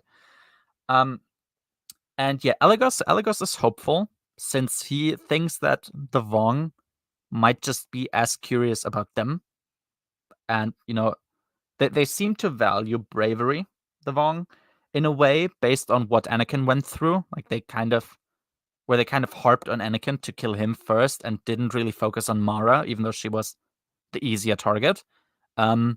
Which, yeah, does give you the impression, okay, that they can register that what Anakin did and react off of that. Yeah, and most of Leia's contact with the Imperial Remnant has been cut off since her retirement, and all she knows is that it has been in an economic decline, but that, Talon Card's organization for, exchanging secrets has helped keep the relations between the two factions stable enough where it's fine. Like, resentment is kind of growing, but it's still pretty fine. I like those subtle thoughts that she's having about politics. How how they would fail if they were greeted by some low-level guy first, but they might have chances if greeted by someone of higher rank or Pelion himself. Like, she's thinking, if some nobody comes to us, that means that they literally don't give a fuck. But if Pelion actually is the one to greet us, then it means we have pretty good chances. And her being aware kind of those subtle power plays, it almost reads like her existence in the EU up to this point hasn't been a depressing waste of time and pages. And yeah, I've recognized this with NGO. It gaslights you into thinking that things were a lot better than they actually were, which I commend them for doing that. It's the attempt is very very much appreciated. Exactly. And yep, she gets indeed greeted by Pelion himself, who has interestingly enough, a force-sensitive guard with him, I think, yeah. And he seems to want to exclude his officers from the conversation that he's going to have with Leia for a yet kind of unknown reason. So that was interesting. Stack, he has to kind of still do the meme and have Pelion have agents in places, but it's literally only, like, I think he has agents on Debrillion because of the proximity to the Imperial Remnant and their interests there, so it's believable. And also Exgal, which that's not a government like a really important government agency. It's like more of a niche little science thing before this whole Vong thing happened. So that makes sense, and there's a fair reason for him to have interest in that too. And since Thrawn knew about outsiders, he also is still kind of interested in them. And yeah, it's supposed to. Yeah, it's supposed to only cover like unimportant routine observations. Exgal, I mean, and so that is believable that would be possible for them to do. And it isn't just, we have like 500 spies in literally your Senate and you can't do anything about it. It almost does make Leia sound smart, how she's like aware how politics work. Because, yeah, as I said, it tries to make you believe that the Bantam era wasn't a waste of time for Leia. I don't know if that was the intention, but it's funny how it kind of shows the prejudice New Republic members still have about Imperials, and then Giga Chet Pelion just arrives to prove her wrong. Yeah. Like, we had that really nice interaction in Starfight of Adumar. I actually don't remember the name of the Imperial that they talked to there, but it was Rogris. Yeah, exactly. Yeah, because he already showed that, which is interesting that it took so long for that to be the first time to speak about this. But most Imperials are just kind of normal people, and even I like he was a high-ranking Rogris was based. Yeah, I'm He actually. might be Olsen's best character in Oh, some ways. he has lots of them. Maybe. Yeah. I don't know. Maybe. But yeah, no. And he said like, hey, I actually want to be honorable, like actually honorable. That's Yep. and I think I'm doing the best with serving the Empire, and he has actually like reasons, which is, yeah, it's nice to improve the Empire beyond cartoonishly evil. So if you're gonna expand this universe, you're gonna have to touch on them at some point. They can't just be evil. There's exactly gotta be a reason for them to be in power in the first place, right? Unless it's just a bunch of like zombie cannon fodder that literally has no mind of their own, which you can do, I guess, but it's kind of boring for your like main antagonist faction, antagonist in quotes. Yeah, you will necessarily have to speak about, well, the Imperials are also just living beings, and they also have aspirations and dreams, and they might not be as stupid as you think they are. So yeah, that would necessarily have to be what you aim for. But yeah, there you go. And yes, his officers are distrustful of her. And Pelion seems kind of less concerned about any possible threat from her, which is, probably the conflict that he has with his officers, where they are really not in favor of this happening, and he just doesn't really care that much about a possible threat by Leia. And Leia predicted that it could probably be that, which is also good of her. Once again, she knows things, so that's cool. She tries to dispel their doubts by pointing out that her own daughter joined Rogue Squadron, and how Rogue Squadron has a pretty high mortality rate, which is reasonable to try. Like, hey, I'm also just like, I'm not in this just for the memes. Like, this is quite serious. This conflict is actually quite serious. My daughter's literally in the most lethal military part, I guess, of the New Republic. So yeah, it's serious things are happening here right now.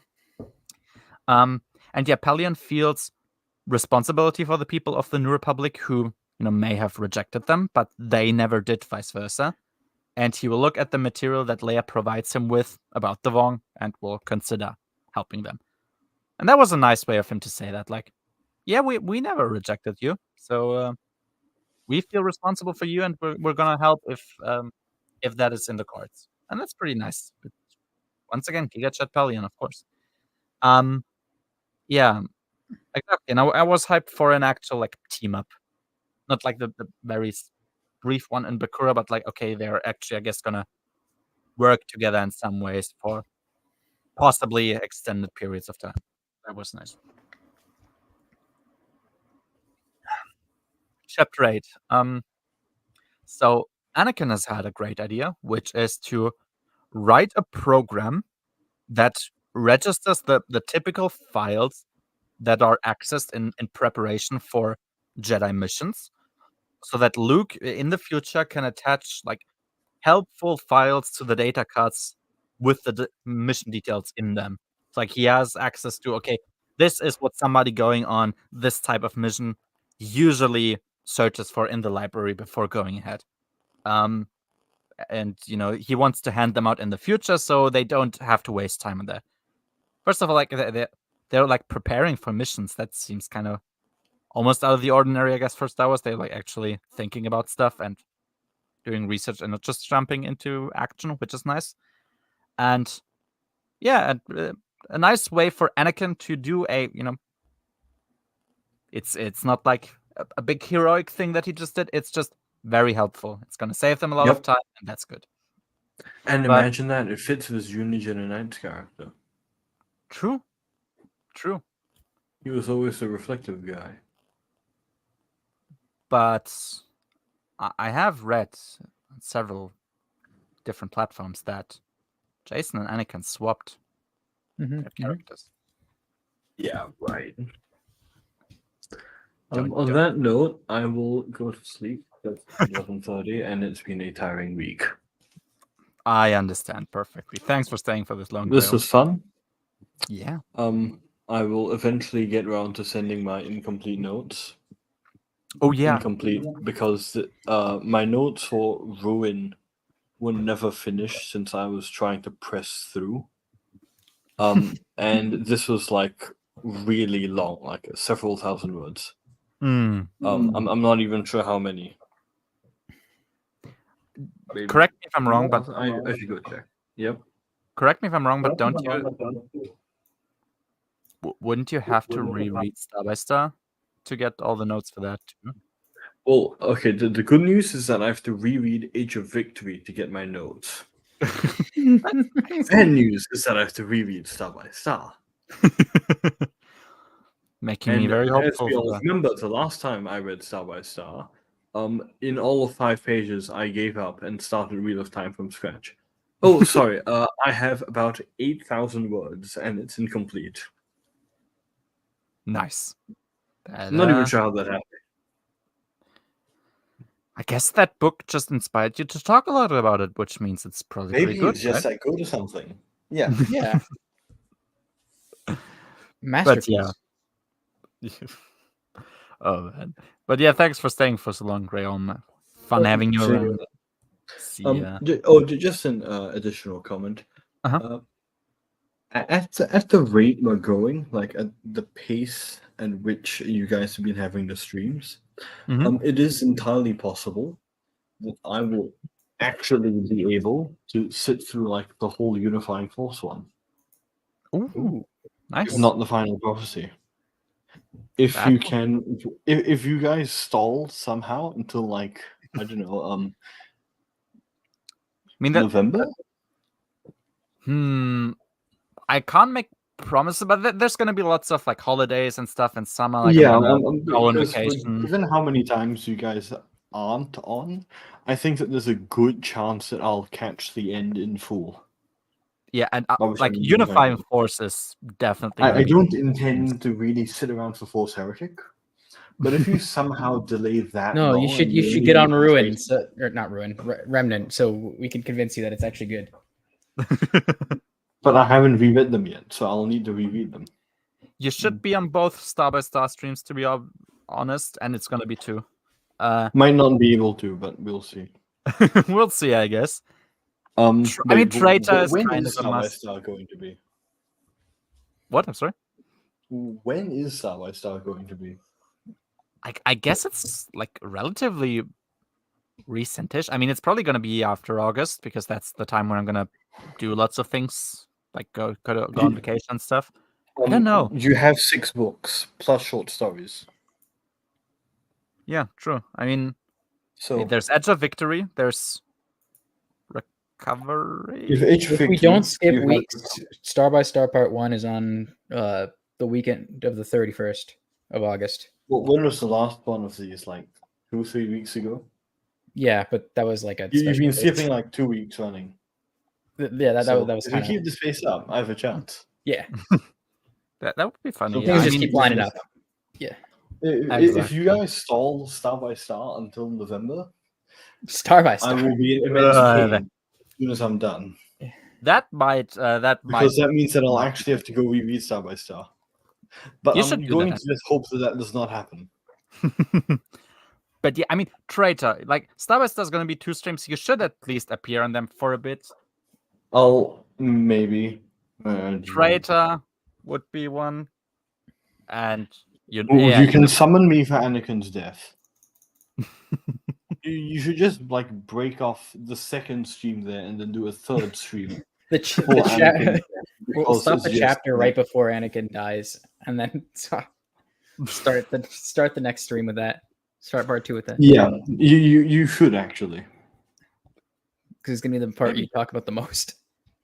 Yes, it is. So it's gonna be as long as the other ones. We can use that bit to, like summarize how stupid the entire plot of the book has been up until that point.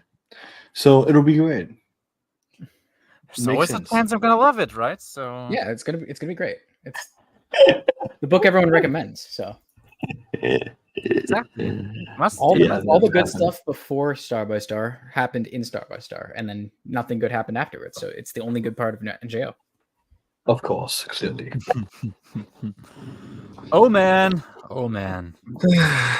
But yeah, for now we were at Ruin, and for now I can say thanks, and it was fun for having you. All right, see you. See you. Have a good night. Well, good day, I guess. So, thanks. Yeah, like that was wild. Like we can think about stuff before jumping into action. It is always, yeah. It's like when you have a briefing scene and they talk about what they're trying to plan. It can actually make the action scenes more meaningful. Exactly, because it's like a setup, and you're like, oh yeah, that sounds good, and then it happens, and then it's like, oh yeah, that worked. Crazy how that works, right? Like imagine this fight with Corrin and Shadow-Shai, but like you didn't have that scene earlier on in the book. Yeah, with him Corrin talking to the rest of the council or the Jedi. You don't have that. Even earlier, like with Corrin inventing his new lightsaber technique, it's yeah. If things are mentioned and they influence things in the future, that's actually meaningful. And yeah, crazy thought, but if I read Traitor, I have read every Stover EU novel. I guess it's really the only one that I haven't read yet. So that's interesting. Wow. Yeah, I guess so.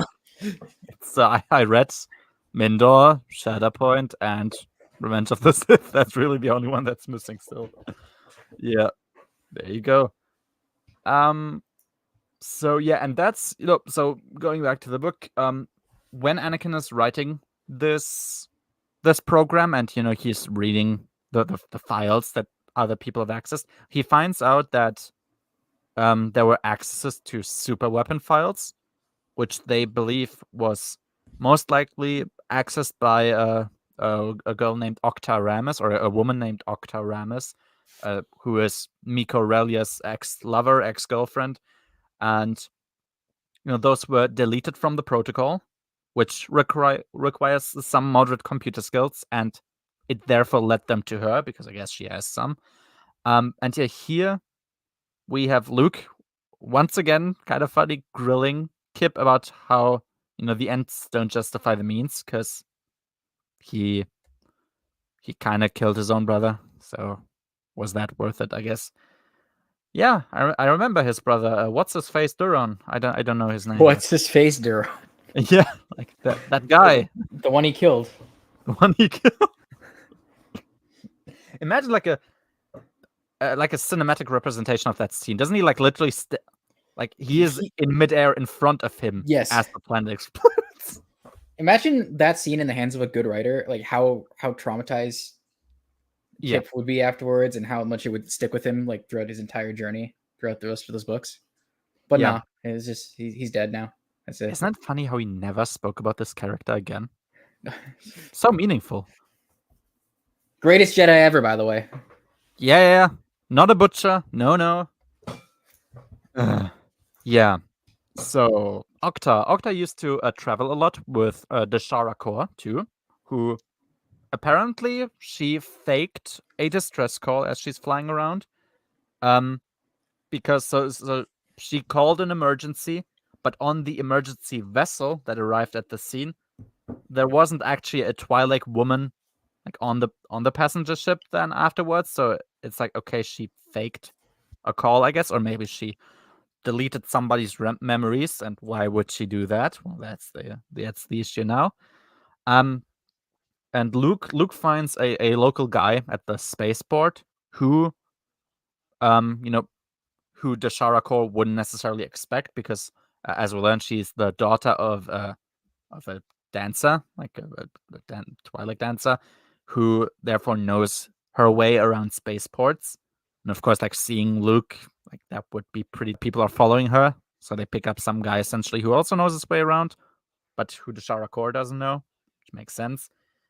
He will help them in their quest to the Sharakor, and it's a spot that Han, but I don't know if it was Luke or Anakin who points out that this is the spot that Han usually would take up if he was himself right now. So that was kind of interesting. You get this, like, you actually literally get set essentially if this had an impact on him now, because this is the part of the adventure where Han would be around, but he's not now, and so we have to figure out how to do it otherwise. And yeah, he will help them. He observed how the Sharakor took a ship to Ort Mantell, and he believes that she went to Vortex to, quote, speak to a guy who helps with making the music on there, or to speak to somebody who's helping them making music on there. And then I was like, oh yeah, Vortex, that was a planet. Ooh, okay.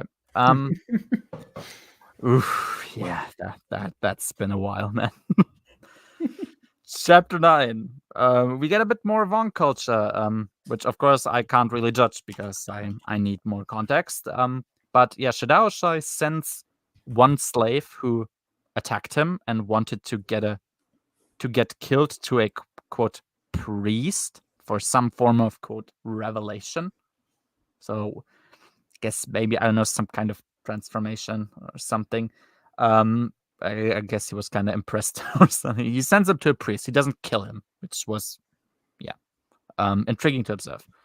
And yeah, so the invasion of the Vong was purposefully started from in between the New Republic and Empire towards the core, since those would be the least militarized zones, because I guess those two factions just kind of don't want to potentially start anything with each other, so they kind of leaving this a bit more unprotected than other places, which Nominora decided to advise on after just seeing the political situation in the galaxy. It makes sense. It seems like, it seems like we're having a villain that actually wants to win the conflict, which is also sometimes a bit atypical in regards to Star Wars, but that's nice.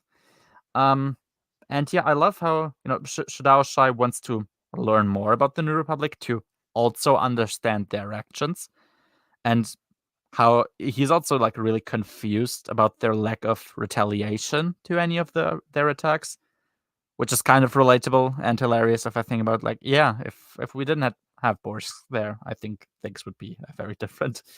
And yeah, it's a Bantam holdover, whatever. It's what happens. He even thinks that them not retaliating might be a tactic to lure them out. Or that, maybe they just don't know enough about them either. Sadly, no, it's none of those. It's actually just them not doing anything, but oh well. Yeah, and I like that he has to give them respect, and that they can also be quite fearsome enemies, which is kind of nice. That's cool. And yeah, that's when Elegos arrives. So when asked to leave them alone, and Shadao Shai wonders whether, quote, he needs to be afraid of Elegos. Elegos just replies, quote, I'm not here for violence. And Shadao Shai recognizes that doesn't really answer the question, because he hasn't said whether he should or shouldn't be afraid of him. He's just like, I'm not going to do anything, which also implies that he could, if he wanted to, try, which is nice. And Shai respects that, I guess, because, well, he is a warrior. He's a very fanatical warrior, and it is kind of bold, I guess, of Elegos in the face of the enemy to say that. So that's nice. And yeah, Elegos, he expresses his desire to learn, and he mentions that he had no fear of what would happen to him. And yeah, Shai briefly hesitates, but he acknowledges his bravery and respects it.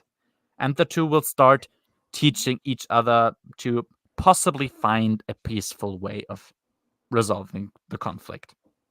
Yeah, pretty great. I mean, Elagos is doing exactly what somebody like him with his heart would try to do, and that's pretty neat because that's what a good character is, doing what they're supposed to. Elagos is a good boy. He's a very good boy. Very good. And as one of your notes later says, the only New Republic politician that doesn't deserve to drink battery acid. Like that. Or was that last? Yeah, that sounds like me. It's true. It's sad. The New Republic really only has a bunch of people that seem like subversive people, like that are trying to intentionally undermine the New Republic and get it to destroy itself. So, in a way, that's like peak politician right there. Like, exactly, it's very realistic. I guess so. Yeah. I mean, if that is the long-term plan by some of the villains that we haven't heard about for a while, good on him. I guess it's working like a charm, working better than any super weapon ever could. But yeah, there you go. Chapter 10. So yeah, we now see what the plan to enter Garki will be for the Jedi. So Corran and his team will have a beaten up ship that will fly them to the planet, and then it's gonna crash, like gonna fake crash. It will fall apart with biological remains of them inside to try, or not of them, but just biological remains of some life forms, to try and reasonably paint the picture that they just died in that ship. To anybody who would come to the ship to investigate it. Meanwhile, there is another ship inside it that they will use, as soon as they can, so as the ship falls apart. It's not a perfect plan. Like, all the characters agree with this. Like, this is kind of the best we can do. So that's it makes sense. But yeah, it's the best that they could do. It's like they're actually correct that there isn't much more that they can attempt here. And yeah, I always appreciate Stacky not avoiding parts with, like, how do these characters sneak on this planet? Because that's very. Some authors like to just skip that and just have the characters be present on where they're supposed to be, and you're wondering, like, wait, what happened in between? How did they get here? He actually takes the time to formulate that into an actual plan. One that makes sense too. One that makes sense. One that is the most realistic that they have access to right now. One that they recognize isn't perfect and might very likely fail. Here's our plan. Here's like 5 reasons it can fail. Yeah, we got to do it right now because it's the only thing we have. Exactly. Almost like he's an author that understands the character's motivations and that current abilities. That the characters would be open to possibly sacrifice themselves with the hopes that this could work. And they're gonna try everything they can, and this is the most real. Yeah, that's it's almost like Stacky writes books and they're good. Crazy. There you go. And yeah, so meanwhile, the rogues are fighting the skips that are around. Yeah, and one of the skips gets killed after being baited to shoot, shut off its Dovin basals for shields. So how do I explain this? Dovin basals are either used for shield or for acceleration. So they can't really do both. So it gets baited to shut off its Dovin basals that are being used as shields, so that they get used for acceleration instead. And yeah, this is while the laser fire stops because the rogues used it too much, and the Vong at this point realized that the X-Wings, if they fire too much at too high frequency, they kind of, I guess, overheat and have to recharge for a moment, and that's when it gets baited to accelerate instead. But then the X-Wing uses a torpedo, and that's how he gets destroyed, because his shields don't work anymore. It's like, damn, this is one skip that gets destroyed. It's not like a big, meaningful victory gets achieved by this, but it's just, once again telling you, like, okay, these pilots are, like, competent, and they think of a million little possibilities of how to outsmart their enemies, and they're doing this en masse, and you just kind of get a small representation of that in this little scene. Dovin Bazalts, they realize they have two uses, acceleration and shielding. Like, okay, I'm gonna fake me not being able to shoot anymore, which the Vong already know themselves, and that's when when they take the bait, I'm gonna shoot them with a torpedo. Was really nice. And yeah, they don't actually communicate the plan with the fake crash to the rogues, so that Jaina, especially, who's present as well, thinks their explosion is for real, because they assume that the Vong are, like, depending on your behavior in the battle, the Vong are gonna realize if you're, like, fooling them, and you know that there is a plan here. So for now, like, as the battle is going on, they are not aware that the ship is supposed to crash, and that's part of the plan. So that totally makes sense. And yeah, I love how Jason is, like, really worried about their quick fall, and he sees that Corran is just smiling, and it makes him think of how his dad or him, both of them not only are Corellians, but they had to perform like this in very ridiculous ways during the rebellion, and it just kind of makes them resistant to really be worried about that. Like, they don't it's normal for them to do these kinds of crazy plans. They're probably still a bit afraid, but it's like it's part of their everyday life in a weird sort of way. So Jason, of course, isn't quite used to that as they are. So it just makes them realize that, oh yeah, they did quite a few incredible things during the rebellion. And yeah, it's also nice to make the generations feel distinct and style. It's like, oh, they are actually very different because of their lived experiences, because I just didn't see everything that they get to see, or that they had to see, I guess. So that's nice. It's almost like Stacky is a good author. Dare I say nuanced? Dare I say nuanced? It is actually nuanced. It shows you a lot in very small amounts of time. Yeah, this is just one chapter and 37. Exactly. I'm trying to increase the pace here, but man, there's so much. And yeah, Jason, this book is stacked. It's so good. It is literally stacked, yeah. Which is not only a bad pun, but also very true. Like, it is very much. Man. And there's going to be so much still, Jesus. Yeah. And Jag hasn't even shown up and started ripping into the New Republic. Oh God, that's oof. Yeah, we'll try to keep the pace going. Jason feels like shit for lying to Jaina, who will be told the truth once she leaves the battle. But Corran tells him that sometimes those kinds of things just have to be done. And yeah, and you can really tell how much Jason and Jaina's bond means, like, to the two individuals. I mean, nothing could possibly separate them, right? Oh well, chapter 11. So, Luke, Mara, Anakin, and Chalco. So Chalco is the local guy that they found who's going to help them. And Mirax go to Vortex. We get Mara and Mirax referencing sometime. Just a quick thing. Vortex is an Anderson planet, but Stacky famously hates Kevin J. Anderson, of course. Exactly. That's why he has a picture with him and Zahn in, like, Hawaii t-shirts, and they're looking like they're having the time of their lives. Thinking about Alston because he just died recently there. Yeah. Almost like they're actually friends or something. Or it's almost like it's not that deep in real life. One just wrote shit books, the other one didn't, and that's totally okay, and life continues. Yeah. Is Stackpole really hated? Kevin J. Anderson, you could tell. Yeah. Oh man.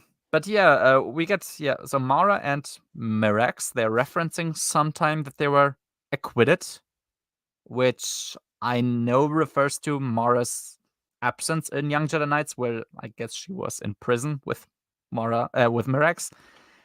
I think it's kind of cringe, but I guess there's no other explanation because, well, she wouldn't really be willingly absent from the place. I don't feel like that could be sold to me after Hand of Throne, but oh well, there you go.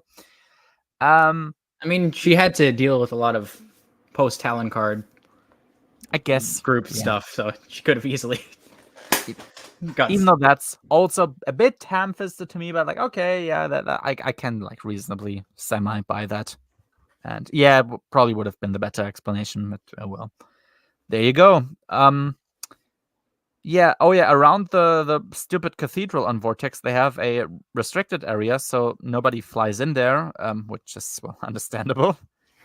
Because, yeah, somebody just killed a bunch of guys here out of stupidity. Like, it wasn't even necessary, but like people just died here. It's like, oh yeah, that happened. And they meet another character who I hoped I never had to see again, but here we are. Kwisatz. Kwisatz is at that Wind Cathedral, and she feels guilty again for what she's done. So I guess she is responsible. I think, yeah. I think trying to say, okay, she can't literally be so retarded as to not realize what exactly a Death Star is, and why Death Star probably isn't from mining dying stars. But yeah, there you go. She's here now. And yes, she said she hoped that Kip Duran would come here to battle the demons that she assumes he has, and also listen to the quotes inhabitants of Corrida sing, which that's kind of funny. I dare I say it. It makes Kwisatz be from one of the worst characters to still one of the worst characters ever, but that was kind of funny. Yeah, and he should have gone here since the Jedi Academy trilogy, but here we are, so well. Better late than never, I guess. I don't know. I don't know. I guess he never spoke to Kwisatz again. But he was redeemed, I guess. Yeah. Oh yeah, thank Christ that they also point out here that of course Palpatine supported the existence of the Maw. I mean, because that was kind of questionable. I remember in the beginning, it's like, of course Palpatine knows. Fuck off! Like, of course he knows about it. That makes no sense to not. I mean, it also means that it could have been very helpful during Dark Empire to have a Sun Crusher, but oh well. Veach and Kevin J. Anderson very much working together. We notice. And yeah, she tells them that, Deshara Core arrived at Vortex previously. She was asked by her about super weapons. And, she's also by Luke and Mara right now. Kwisatz says that she wants to remain a pacifist. Mara understands her, but feels like they might need super weapons to even stand a chance against the Vong. Luke wonders that if they don't have any other choice, whether they can even be stopped at all. Like the Vong, if we literally need a Death Star to stop the Vong, can we even stop them actually? But and he already wonders though, like, are we unable to do anything, or are we just not seeing every possible solution? First of all, that's very understandable for him to think about, and it's, I suppose, because I don't actually know what happens towards the end, but I suppose it's nice foreshadowing that, yeah, maybe there is another solution here. Maybe something else can happen. We just don't know yet. So that's nice. Chapter 12.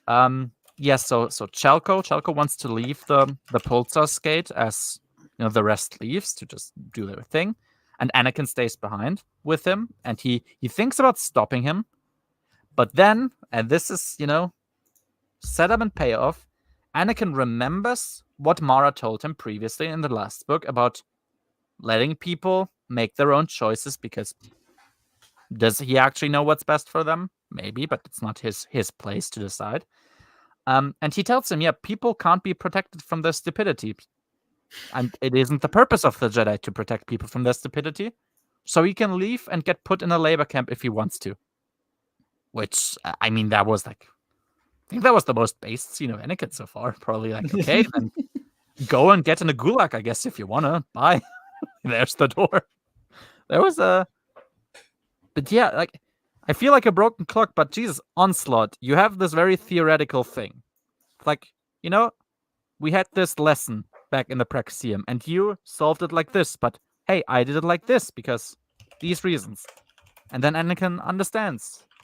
And you don't necessarily get the payoff for that. You just know that, okay, he has learned that now. And now there's this. It's like, yeah, okay, do what you want, I guess. If you want to make stupid decisions, I can't stop you. It's not my place to do so. And that's just fantastic. I love that. And yeah, Anakin, he recognizes that Chalco, cares a lot about his reputation, and he admits that is the case. Since people always feel the need to require proof that you're not a bad guy if you have a certain reputation, so that's why he cares about his reputation not being shit. And yeah, Anakin recognized that the same happened to Han, which is a correct representation of the Bantam era. It's like, yeah, well, because that was the case. Like, Han always seemed like on the defense because people always pointed back to his smuggler past. I mean, it was in where was it? It was in the New Rebellion, definitely. I think it might have been in the JT too, but definitely in the New Rebellion. I think Black Fleet Crisis, kinda. Yeah, but yeah, that happened. I remember that. I didn't like that, but there you go. It once again pretends as though like there was a very deep reason why that happened, and Stacky is good at that. I commend him for trying. And yeah, then the two of them open up about each other when Chalco mentions Chewie, and he also tells Anakin that he shouldn't grow up too fast, which is always a good thing. That's a pretty common theme with teen characters, child characters. Don't grow up too quickly. He understands that being grown up means being very busy, like his parents and Luke were in the past. In this case, it was shit writing, but still, okay, we're gonna pretend that this was the case. Anakin wants to learn that though, like he wants to, and thank God he has a long life before he even is fully an adult, and then he can truly contemplate about this and maybe do a better job. Because Anakin's gonna grow up to be very old, and he can like think about a lot of stuff. Yeah, good for him. Good for him. A little good boy. Just doing what's right. Yeah. Back to Pelion. Pelion discusses their possible involvement with the Moths. Some very understandably don't like the possibility, because they say it's the New Republic that destroyed them and is now actively or also passively destroying them, like by destroying their culture and their economy, while others also point out that the New Republic, if they would have wanted to, could have wiped them out, but they made peace instead. And if they can't wipe out the Vong, the Empire for sure can't. Not even the old one, like, because some suggest that, because since the New Republic, or back then the Rebels, defeated them in the first place. So that's just kind of how it works. To me, it's still, I guess, an interesting thought experiment of a what-if scenario. Like, what if the Empire, I guess, was still around with Vader and Palpatine, and it just happened earlier?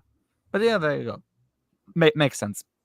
They did nothing wrong, right? So, of course, yeah. So it would be stronger.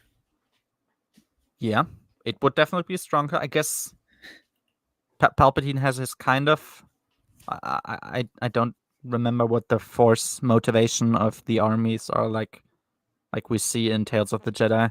It had some name, but like where you can make lots of enemies like be afraid, or you can rally your allies with the force. It had some name. Maybe somebody remembers. Yeah, Palpatine did that, I think, where he kind of rallied everybody around him. Yeah, would have been interesting, I guess. And yeah, Pelion, that was also really funny. Pelion doesn't really care about those that resist his desire to participate. he knows that conflict is inevitable, and he is the one in charge after all. So it's like I'm basically kind of asking you to be nice about it, but you actually don't have any say in this. So that was really funny. Chapter 13. Jaina gets told by Gavin that he would have, even if he knew about Jason, not told her about the plan to fake the crash, like the landing. And it's good that he speaks to her about the ordeal, and also that he is so like respectful of his own duties. Like this is how it works. Like Gavin himself didn't know, but he agrees with what the reasoning was. Yeah, okay, they have a point. If we knew about the plan, the Vong would probably recognize in the way that we fought. But in this case, we actually thought that a serious thing was happening. So it's like, yeah, okay, I didn't know. I just learned from this, like about this myself. But if I would have known, I also wouldn't have told you. Makes perfect sense. Her first instinct, of course, is to understandably feel betrayed, and like her family and also the Jedi deserve better treatment by the New Republic, which also kind of makes sense for her to believe that. But then she also halts herself, and she's seeing that Kip has the same arrogance about Jedi, and that doesn't make her a better person, like being a Jedi. And also that her parents and Luke maybe earned better treatment from the New Republic, but she has not yet. She is still essentially only a kid, and she hasn't contributed in those massive ways. She's still just a basic private citizen. That, yeah, she's not her parents. Exactly. Like now she's in Rogue Squadron, so now she's doing her part, but she hasn't doing her done own thing, not leeching off her parents' names. Exactly. Yeah, it's Luke, Han, and Leia that did all these things that you would believe earned them a better treatment by the government, but it's not her. And she, even here, she recognized this. And I always heard that Jaina, I guess, was the least interesting of the solo kids in NJO, which I suppose might be fair if Jason and Anakin are just really great. Like if somebody has to be the worst one. But damn, yeah, that's Jaina's getting something to do here. She is humbling herself here. Like she's learning all these things. It's pretty nice. And yeah, Gavin explains that this helped her reputation, since there are people who thinks that she's a quote spoiled little Jedi princess, which yeah, that's giving me flashbacks. But yeah, people thought that about her, and the fact that she didn't know about this inspired sympathy, and that it also made people realize that she in the end is also just a part of this whole thing and gets no special treatment. Makes sense. Is really nice and believable. Of course, that would be something to consider, and that also would be the very logical outcome of this whole thing playing out. And afterwards, they managed to, after analyzing the system and finding a window where they can enter back in, but the Vong can't do micro jumps too, to catch them. They jump to Cernpadel to see that they built a ship there that is the size of a Death Star. So we just know, okay, they find this point, this window where they can jump to Cernpadel. They went there. Some big thing is being built there.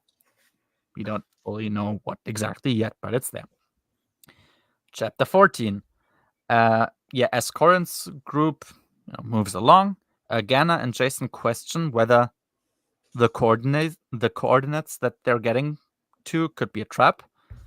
Corin thinks that if they don't even use harvesting droids for something that would actually benefit them, so the Vong, then the Vong wouldn't use tech for something that might not benefit them at all either. So like sending out fake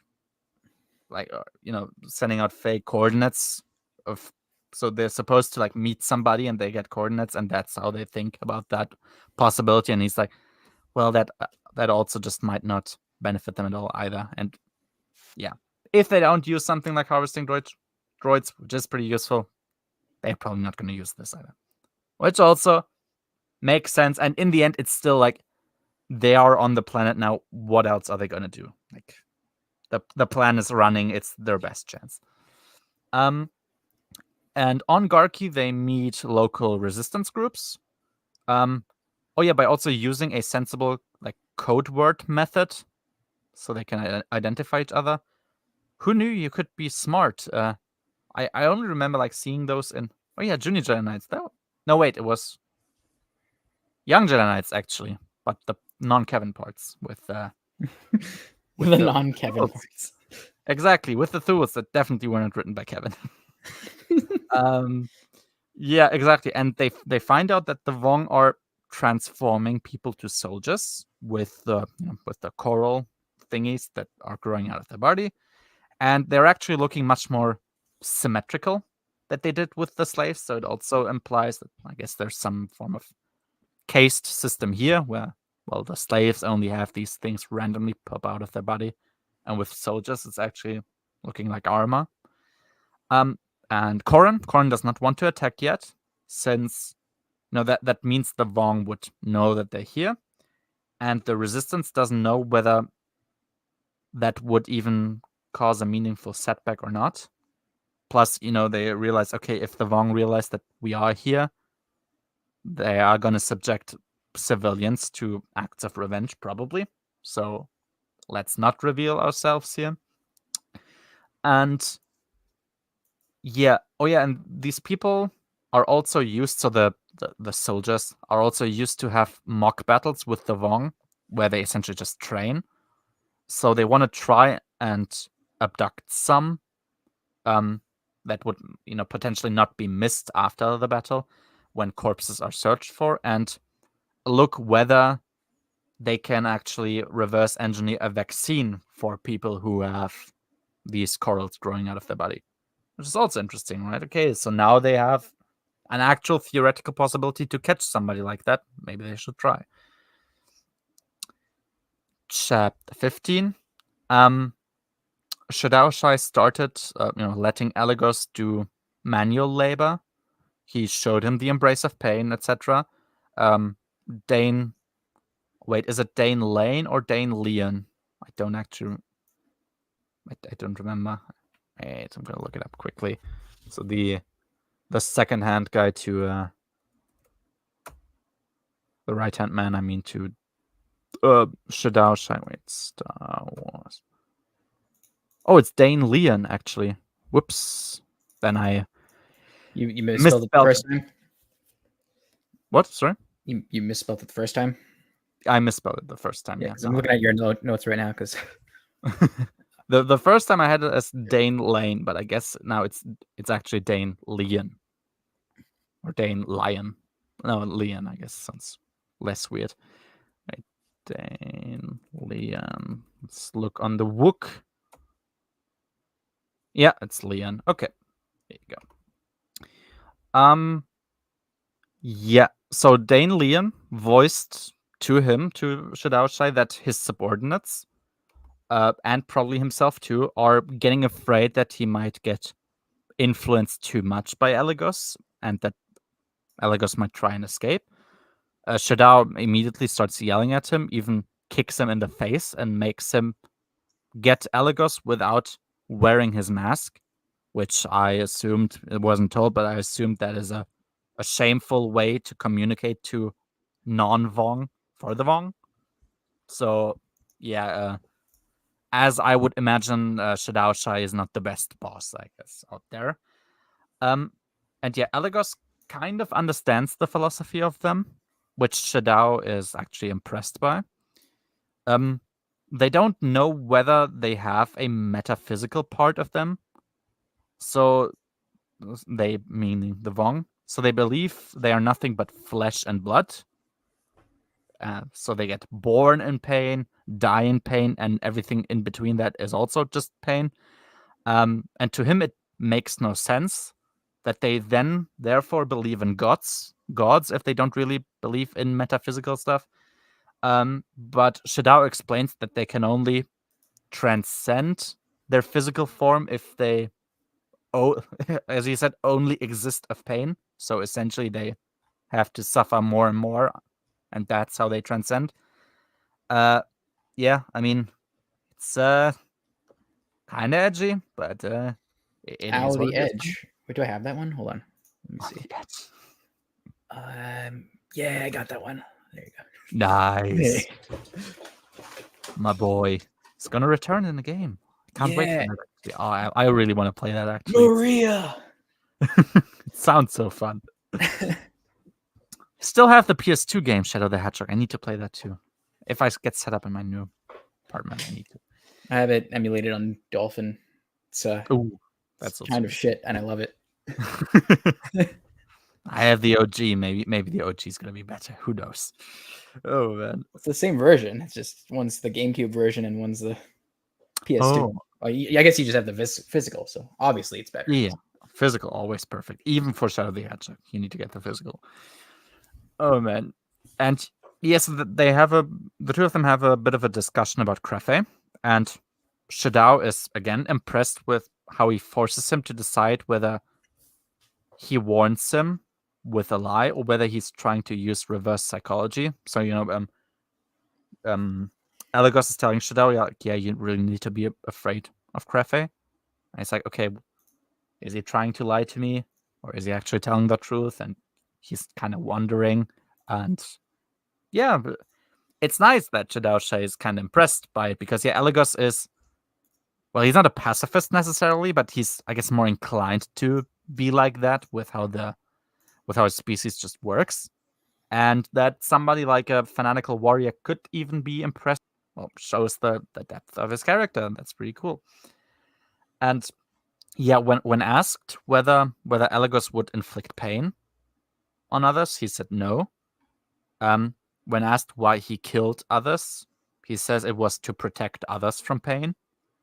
And when he was asked whether he would inflict pain or kill to prevent Shadao from killing innocents, he says that, so Elagos says that he couldn't possibly protect them from his arbitrariness, and he would probably kill them sooner or later anyway. So there's no use in even trying to think about that.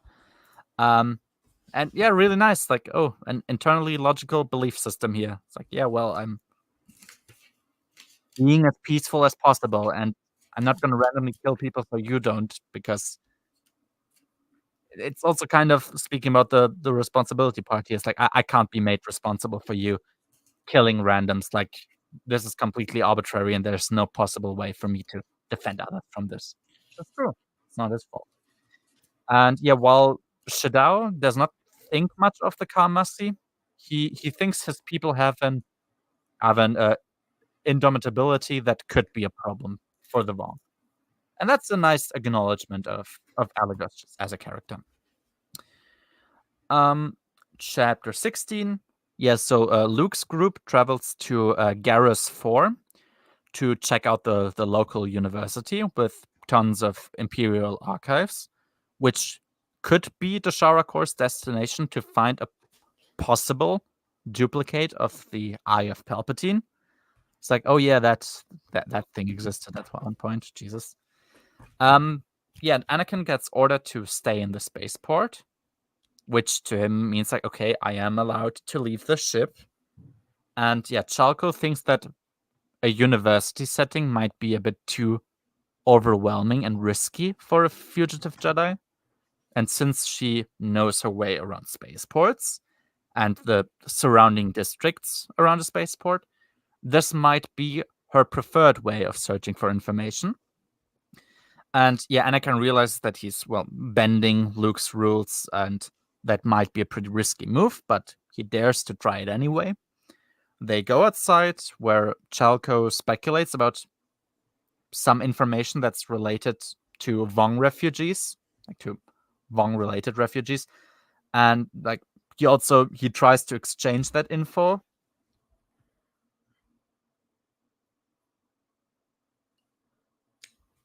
Yeah, there you is that go. the wire again, or? I guess so. Yeah, sometimes I suppose that happens. Jesus. And yeah, Anakin gives him an appropriate moral lesson to not sell people fake info and try and screw other people's lives. While Chalco himself is more of a like realist cynic and tells him like this is just how he does things, and judging people based on the type of characters they are, and like trying to use that for himself by, let's say, selling information that might just not be true, actually worked pretty well for him so far. And yeah, while he's trying to guide Anakin, Anakin sees the Shara core. She pretends to run, she pretends to just walk away, but she knows that he follows her. And since she, as I said, since she follows Kip Duran and therefore is an idiot, that was just me speaking funny, she attacks him and takes him hostage, since in her mind it will make Luke, who she assumes is close, listen to her, which he's definitely gonna do totally honestly, and not out of a desire to just free Anakin and then not care about what he said before. And yeah, I was like, smart way of stacking, keeping up a consistent character arc for Kip Duran. Yeah, very funny. Yeah. Chapter 17. Yeah, so the Resistance on Garki can utilize the Vong's relative lack of knowledge regarding technology, because what the Vong do is they destroy cameras because, well, it's offensive machinery to them, but they actually don't destroy cables, meaning that the infrastructure to facilitate espionage is still there for them to use, and that helped them greatly. This is like one of the only acknowledgments that cameras exist in the Star Wars universe, by the way. Oh, that's true, actually. Yeah, because like, of course they would. They weren't on Super Star Destroyers, apparently. That's how Kip Duran was able to sneak up to Daw. I mean, why would there be cameras in the prison part of a Super Star Destroyer? Does that sound realistic to you? It doesn't to me. So, yeah, Stacky is actually doing something revolutionary here. There are cameras in the Star Wars universe. You just never knew. And it never made sense to not know about that, because of course it would, but here we are. Yeah. And yeah, Jason, once again, he ponders about his past encounters with the Vong, because it seems to him that he is there to help fight them, since he fought and killed them already, so he has experience that Korn and Genna might try to capitalize on. And yeah, to him, the battle that he had on Dantooine, or he also had on Dantooine, to him it felt more like a slaughter, and it's not the way he wants to be. Like, he doesn't want to be a butcher. That's not what he feels like doing, which makes total sense. He recognized that, Luke was made into a weapon, because that is what the Jedi needed at the time. But he knows that there's more to that life than just fighting. And yeah, I mean, yeah, that's who Jason is. It still makes a lot of sense. And since the Emperor was so thorough in his desire to wipe out the Jedi, their knowledge is actually pretty spotty, and it has no clear call for action for their scenario. So whenever they follow what they think is true, it turns out to be possibly infected by the desire of Palpatine to destroy all Jedi. Like that, all the information that they get from the past is kind of influenced by the fact that Palpatine happened in between, which makes sense. I mean, that was a pretty big and meaningful era in Star Wars. So yeah, you wipe out all the records, then there's no records to go off of. Exactly. Yeah, the victor, he is the one who writes history, the history books. So in this case, it would be Palpatine, and that's really all that they have. And yeah, and to them, of course, any call to action that is in some way influenced by Palpatine necessarily becomes a path to the dark side, which, yeah, of course it would. And that's why Jason actually loves seeing Luke and Corran walk this kind of thin line between just ordering a slaughter and actually just searching for info to help others. while acknowledging that fights may be a necessity to do at times, which is true. Like they're still there. They seem on the edge of just doing something that might be morally questionable to them in some ways, but it's always that fine line in between. Like, no, okay, we need to get info, we need to help people, and sometimes fights are just inevitable. Like you need to do something. But he is not sure whether that path is open to him, because he constantly encounters paths that he does not want to walk on, causing him to essentially stand still. Obviously, if you're not walking, you're gonna stand still. And yeah, I love that he dislikes bloodshed, of course, slaughter, and just purely proactive killing so much. I think it truly gives him an opportunity to initiate a new era of the Jedi.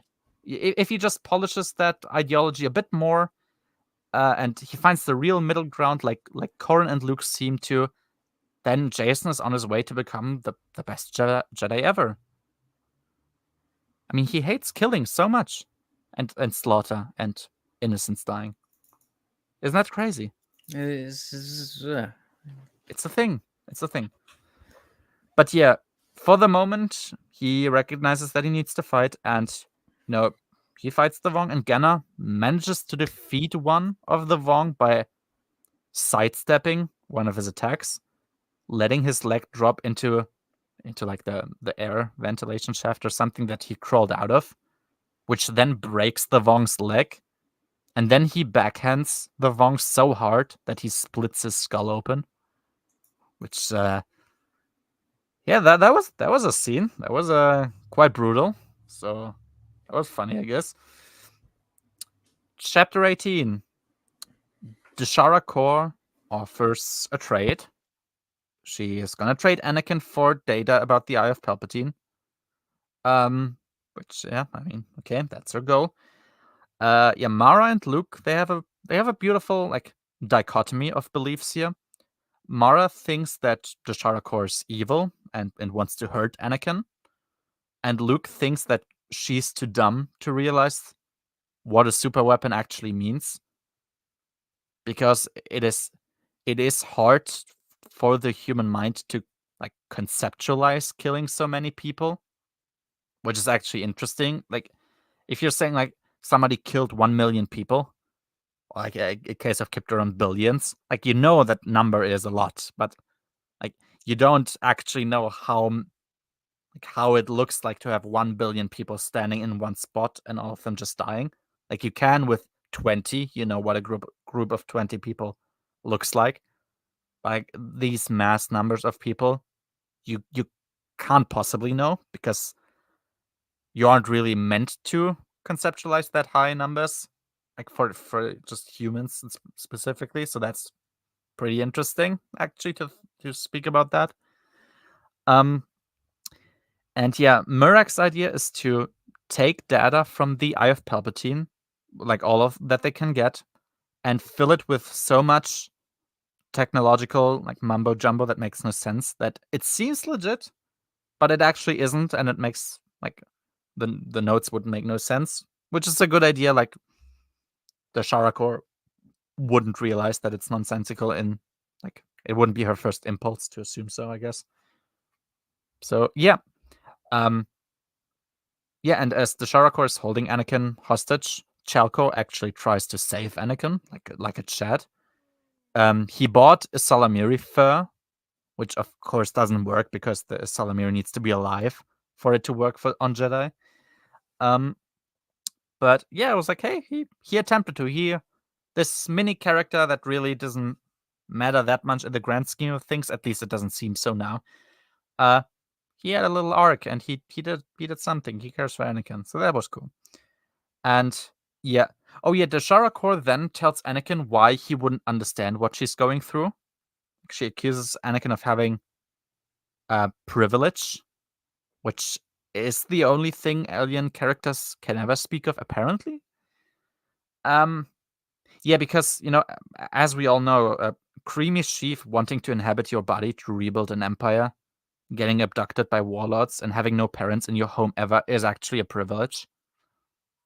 I guess. Yeah, Stacky, once again, beautifully encapsulates the stupidity of the Bantam era storylines, so that the aliens can still comment on them so many years later.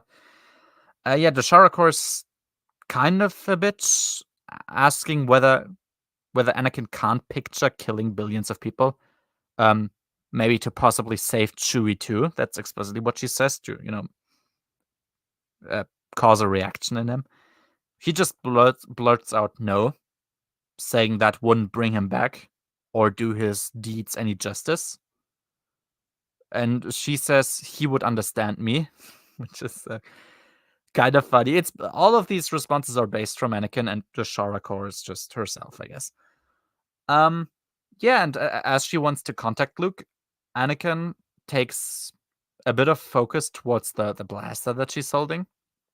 The blaster that Chalco was holding that she, for some stupid reason, didn't pick up, and he yeets it into her face with the Force and knocks her unconscious, which is really funny. But yeah, there you go. Chapter 19. Yeah, so Corran is in a group, and his group has to fight, and Jacen doesn't want to kill the slaves that are present, considering he does not want to cause harm to those that he's supposed to protect. And yeah, once again, a very nice and principled way to live your life, especially for such a young man not wanting to kill innocent people. I'm sure he'll grow up into a great hero. Corran punches one of them through their stomach, actually clean through, which is once again pretty violent. And then a skip arrives, and even though Corran wants to deflect its plasma projectile and orders everyone away so that he can do it alone, Jacen actually takes the lid of the shaft that they came out of and throws it into the enemy, which catches the plasma, I think, still in the cannon, and causes just the skip to detonate. And Corran then saves Jacen because they still would have almost died there. He scolds Jacen for not following his orders like he told him to, but he clearly isn't too angry about it because, of course, he recognized that Jacen actually just saved his life. So that was nice. Corran understands heroism, even though he also understands the necessity to follow orders. And they hide in an Ithorian forest section of the zoo on Garki. And yeah, what I really appreciate here about the lightsaber battles in Darktide, which is what we already got in iJedi, is that they aren't just pure fencing, which of course they wouldn't be, but that the Jedi are also trying to get kicks and punches in depending on just what works in their battle. And yeah, it's like battle scenes that make sense. Who knew that you could write that? They're very clear and laid out properly. Yeah, very easy to understand and to imagine in your head. And yeah, as I said, it's logical. Of course, they wouldn't just use their swords. They would try, if they're kind of standing close to them, maybe to get a punch in the face or, I don't know, in the stomach or something. They would, fight dirty, I guess, to get the upper hand, because of course they would. It's life or death. Yeah, it's if you're not going to do that, they will, and you won't survive that, so you might as well just do it. Yeah. Oh yeah, Jacen here, he almost manages to break a Vong's joints by kicking. And yeah, what he also does, he attacks a spot that was previously hit by Ganna.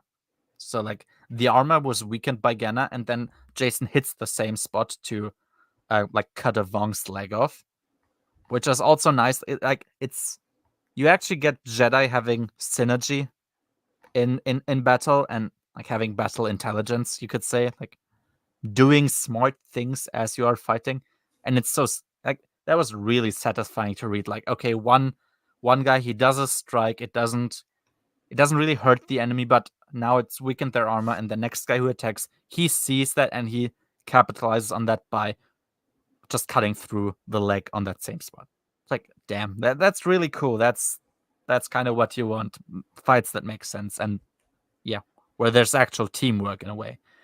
Yeah, and Corrin's hope was to gain some form of advantage by being in the Ithorian Bafor or Buffer, Bafor, I guess, forest. He thought that maybe he could utilize the life, because it's like there's a lot of life in these forests, to see the enemies in the forest, because of course the fact that it's so alive makes it very special in the forest, and anything that would be in between would necessarily probably be with something related to Vong. But yeah, as it turns out, the pollen that are in the forest, like, they actually cause some form of allergic reaction to the I had to do a double take for pollen. Right? That's pollen, what you mean, right? Yeah. Okay. Yeah, I'm the German's coming up. Yeah, you actually say pollen. Pollen. Yeah. Pollen. I guess so. Yeah, the pollen. They cause an allergic reaction to the living Vong armor, and it compresses their thorax so much that they choke from it and die. Now that's edgy. That's pretty edgy, but it also makes sense, and it's cool. Like, it's kind of pretty neat idea also to just find everything that is there. Like, of course, like, usually they wouldn't even really think about all these options, because they have the force, right? That always gives them the upper hand. But now they got to be creative, and they find all these new ideas and new possibilities. They do in Space Battle all the time. We saw that a lot. And now there's like, oh, okay, they have armor. This armor is alive. I guess living things can have allergic reaction to things. And that's just a lucky moment there where they realize, oh, okay, these pollen, they actually caused that kind of reaction. It's really cool. Yeah, well, what can I say? Arizona, there you are. But you are here right now, and we're still not even at the best parts of the book. So, so there you go. On the official Jade Light Discord. Yep. Poor you, but you will understand the structure of the Jade Light Discord very soon, and maybe then you will catch every announcement. Shout out to the British man for reminding me. Thanks, Dougie. There you go. Yeah, so when the fight is over eventually, Corrin immediately tells them to burn down the entire forest, even though, the forest, that's, as we know from Ether before, the forest is alive, like very much alive. But he says we need to burn it down because the Vong don't yet know this weakness that they have. They couldn't possibly know, or else they wouldn't even have gotten there to fight them, which also makes sense. And they are not supposed to ever find out. Jason, who of course is ever so caring for life, doesn't want to. And also he understandably notes that there might be maybe a genetic speciality to this specific forest here that doesn't exist elsewhere, and the Vong would only react to this type of pollen that were present here. So Corrin then tells him to take like cuttings and pollen as samples. For the resistance fighters, he tells them to set fire to different spots and also to the corpses of the Vong, so the Vong can't possibly find out what happened to them. And he wants to earn as much time as possible to organize the eventual defense of Ethor, which makes sense. Was really nice here. Chapter 20, Jesus, still 17, 18. Yeah, crazy. Okay, chapter 20. So Corrin would like to take Raid. So Raid is one of the resistance members with them. But he says that he could never go away from here. And also he needs to keep up the lie that this was just a senseless act of terror, and if they escape, they would kind of assume that maybe it wasn't just that, which makes sense to me too.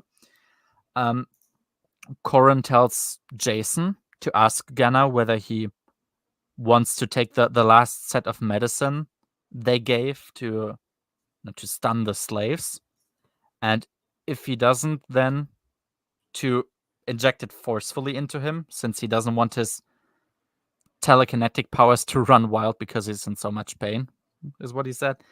And yeah, what he says that what Jason realizes then here, it makes him realize that the role of a leader isn't simply to just be in charge, but he has to take full responsibility, and therefore has opinions that are actually superior to others, just for the sake of the mission being fulfilled.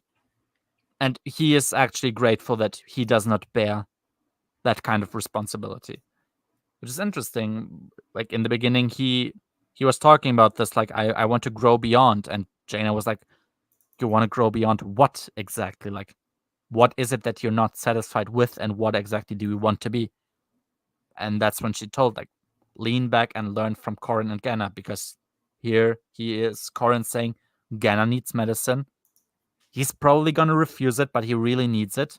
Like, he needs to be sedated. Otherwise he might go crazy here because he's in so much pain. So if he doesn't do it, inject it forcefully. And yeah, and Jason realizes, oh yeah, being a leader isn't actually all that fun either. Like, it's connected to choices that I actually don't want to make, but I would have to make if I were one. So that's nice. Yeah, Ganna, of course, is not having it, and he chooses to cauterize his face and his upper thigh wounds instead of waiting to return and take a Bacta bath. He kind of realizes how much of a dick and passive-aggressive diva he's been, I guess. He was even picking on Corin's son. He realizes that and how kind of pathetic that was. Yeah, but at least it was funny. It was funny. I mean, that one moment where like they land on Bimiel and he puts up a force field around himself so he doesn't get sand in his face, but he doesn't do it for Corin. That was kind of like, that was really, really passive aggressive. That was really funny. Yeah. But yeah, he's like, he even picked on Corin's son, even though he didn't antagonize him too much. But yeah, it's like, there you go. And what he wants is a physical representation of his old arrogant self having kind of died on Garki. So he keeps the wound as a scar, like his face wound specifically. Which, it's really cool and understandable. Your face being cut open does make you reconsider things, I would argue. So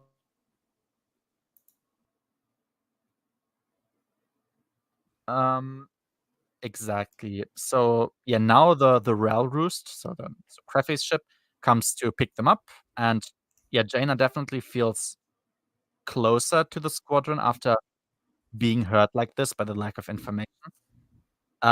Because first they were denied the information, then they realized they've been fooled, which of course makes sense. Yeah, and that brings you together because it kind of makes you mad at the people who ordered this. Even if you understand it, it makes you mad, and this will necessarily bring you together because you all got a common guy that you can blame for the feelings that you're having right now. And yeah, when they think they can find the best chance, Corin's ship, I think it's called Best Chance. During this mission, they actually get attacked by the Yuuzhan Vong. So now the Vong are here and now attacking. Chapter 21. So yeah, so Dane Leon has Vong spies on Darky, and therefore he knew that the resistance on there wasn't fully under control. So he wanted to go there to embarrass Craig Val. I think Craig Val is the guy who was in charge of Garki, and therefore, embarrassing Shadao Shai too, because he was his guy. And I really like this politicking and like seeing Vong be hostile towards each other, which I assume will get as we learn more and more about the culture, I assume we'll also see more and more of that. Vong just fighting each other, even as the invasion goes on. And yeah, so next to the spamming fire of X-Wings, they also still use the pre-detonating torpedo idea that they had on Dantooine to break up the formations of the skips. So before the torpedoes get sucked into Dovin basals, they explode on themselves. So the Dovin basals actually don't have to absorb the projectile, but the full force of the blast, and it forces the skips to fly apart to not get hit by the explosion. So that's nice. It's nice also that Corran quickly praises Jason when it looks like they might die here. Along with asking for the meds that he wanted to give Ganna to kind of joke about wanting to die while going to sleep. That's the joke he made in this sentence. That was nice. Corran acknowledging, yeah, Jason, you did pretty well here. And as they fight off the enemies, Crefei is very smartly while they are fighting, sending the tactical data back to Coruscant. And yeah, apparently it's the same kind of data that Palion also catches, who thinks about how he waited decades to catch New Republic troops in such a predicament, only to now come along and help them with he's in the Chimera, of course. And also he has the Red Harvest, another ship with him, and quote claw ships. So those are their starfighters. And the moment that Jaina gets the order to retreat, because now the Empire is helping them, she reaches out in the Force and feels her brother. And yeah, I love this, this mutual feeling of protection that the two of them have. This is what you'd expect Force-bonded twins are and what they should be. And yeah, the claw ship Spike leader who saves them is, as we now learn, the child of Suntia Fel. And yeah, he calls them the best fighter pilots in the galaxy, which, okay, I was like, I assume that's Jack Fel then. It's like, yeah, pretty cool. Jaina needs some male interaction that isn't either degenerate or disturbing. She's got Gavin right now. That's something. True. We had Gavin. That's like one out of all of them. That's true. It's like, okay, Jag is here. Maybe he can be a guy. Who knows? We'll judge whether he can. I have a feeling. So, chapter 22. So Shadao and Dane investigate the garden on Garki. And from the quick retreat, immediately after the Empire arrived, Shadao can tell that this was not a fully coordinated operation like they had on Cernpadel, where they moved in there to gain info. The fact that Corran had to burn even his own partners, so the Resistance members that died in the forest as well, and the lack of actual use to such an action, there's no real need to do that, also tells him that there was something important in relation to the garden that the Vong need to find out, which makes sense for him to think. Aligos tells him Corran's name and that maybe he should be afraid of him because he doesn't know the Jedi and they don't know the Vong.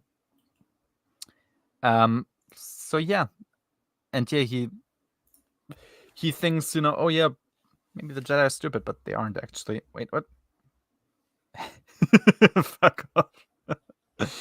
We're not quite there.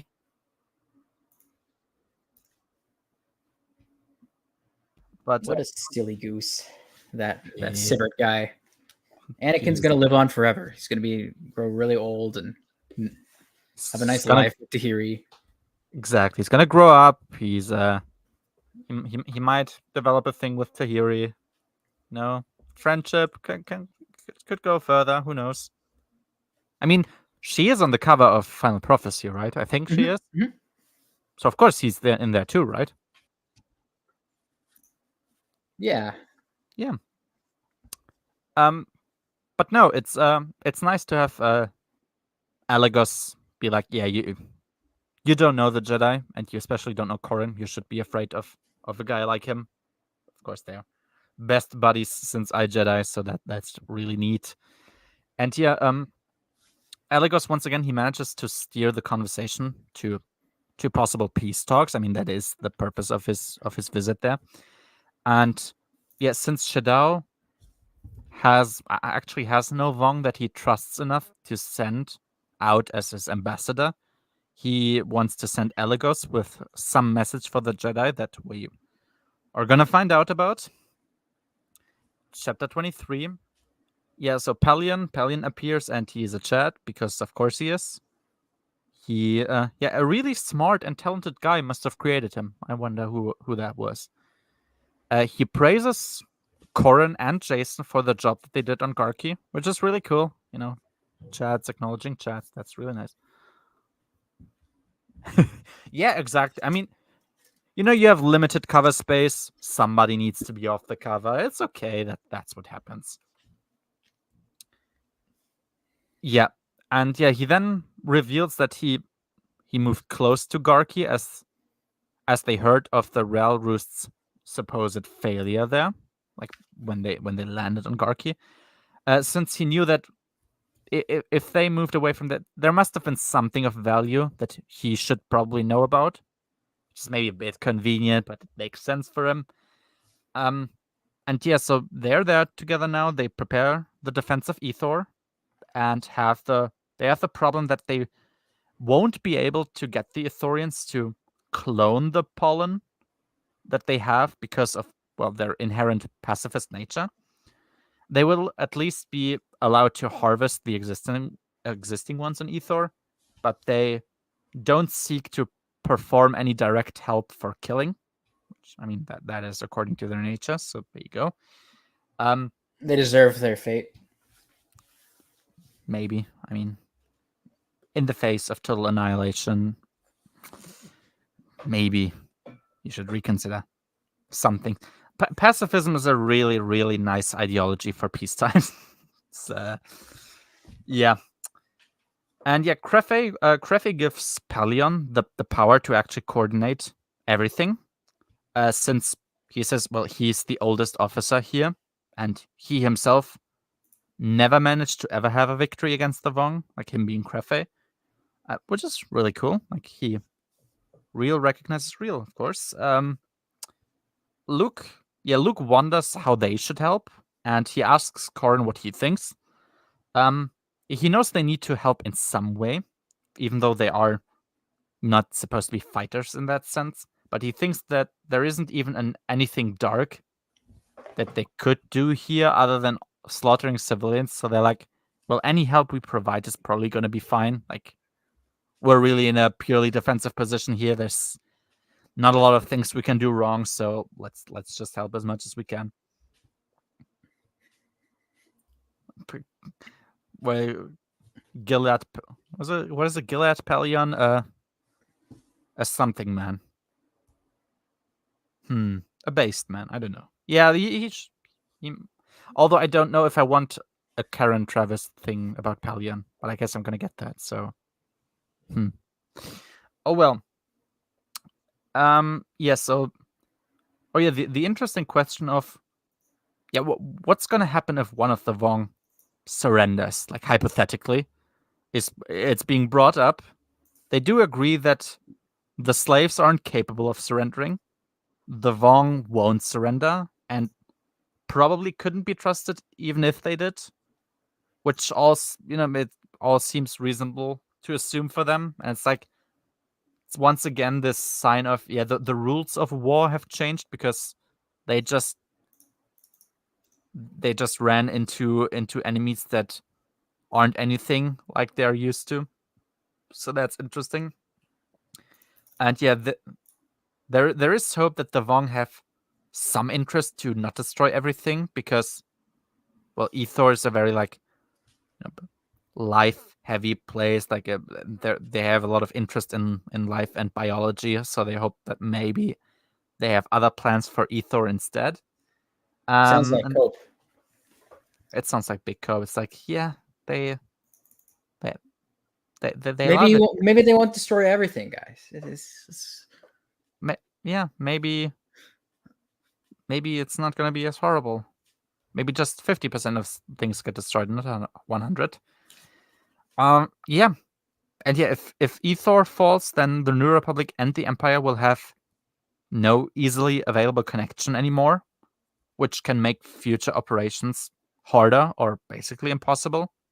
And Korra knows that. And yeah, Pelion is aware that other places like Agamar also have to be protected. And yeah, that in their hearts, what they're trying to do is just try to prevent as much harm as possible. But whatever they do, it will never be quite the right decision because somebody is necessarily going to suffer from their decisions. And yeah, like that's the bottom line, really. Like they don't wish to go out there and let people die and create chaos, but like they are there to help. That's what they actually want to do, even if it might just be impossible. Again, it's a nice way of putting it. And yeah, before the New Republic and Imperial politicians arrive, Pelion recognizes that they need to offer like political concessions and handicap themselves a bit, and like also sell it to their people. Otherwise, they will just decide for them, and whatever the politicians are going to decide can only be worse. It's like, yeah, there you go. The most sensible statesman and military officer in the galaxy is fully back. I missed him. Except for Thraken, of course. Except for Thraken and yeah, Alikos, I guess. But yeah, Thraken is like he's tough to beat. Chapter 24. At least Leia taught Jaina a lesson in regards to politics, which is that it's a fake world that is full of people who pretend to be nice and actually plan to kill you. The fact that she gave her some valuable lesson successfully gives me the impression that she was a good mom. I know better, but it's a nice way to pretend. We stand gaslighting, just a little bit. Yeah, NJO gaslighting is good. It's a nice thing. Yeah, and Genna is there as Kip, and his people also arrive, and he can't get through to them now that he's a lot more humble, because they still think essentially that the Jedi are untouchable, kind of. And yeah, now we get the appearance of Jack Fell. He appears at their formal party. He shakes everyone's hands, but the politicians. Like only theirs he doesn't shake, which is really funny. And yeah, of both the New Republic and the Empire, by the way. He even calls Wedge uncle, which is nice, I guess. He kind of flirts a bit with Jaina, I guess. And oh yeah, they by the way have instantly far more chemistry than Zack and her ever did. Who would have guessed? And yeah, the fact that Jack didn't try to murder everyone that she ever loved, and the fact that Jack didn't massacre innocent children over eating a bouquet without ever going to prison for it kind of makes him better. I don't know. That's just a theory of mine. Yeah, sure. So he was just about to do this. What? I'm sorry. Let me check prices. I don't even... As if there's any flights from Toronto or like Canada to Nuremberg. I have a hard time believing that there would be. From Toronto. The only thing you could look for is flights to Frankfurt. Like, Josh is gonna... Was it Josh? No, Sivat is gonna fly to Frankfurt. I'm actually gonna pick him up my car. There is. Apparently to Nuremberg, I think. Yeah, maybe. It could be. If there aren't, Frankfurt is the bigger place. That's like the biggest in Europe.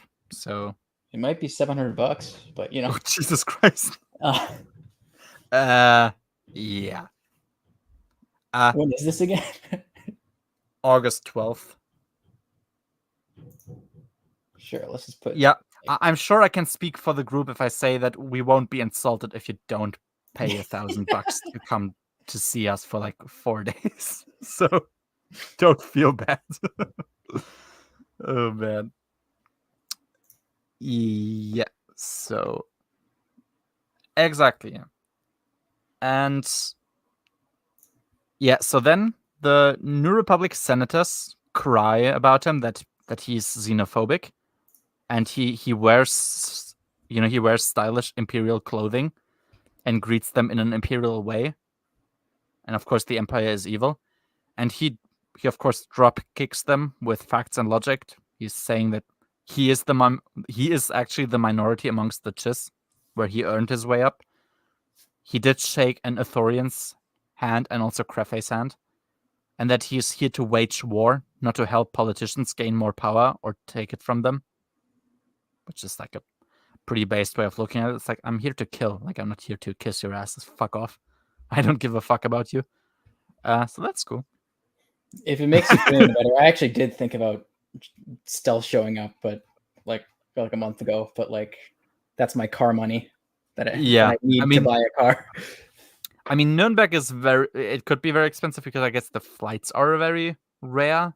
You could look for Frankfurt, I guess, but I'm sure the prices are not going to be very different. So. Yeah, it's basically 700 each way. Ugh. Yeah. Okay. No. One day. Exactly. Yes. So. Oh yeah. So what he says the politicians want is just to see the past, and they are obsessed with the past.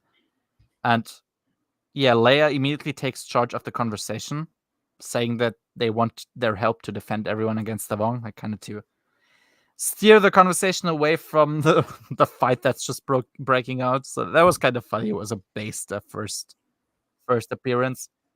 Yeah, the military seems to universally agree with him, to the politicians' dismay, I guess.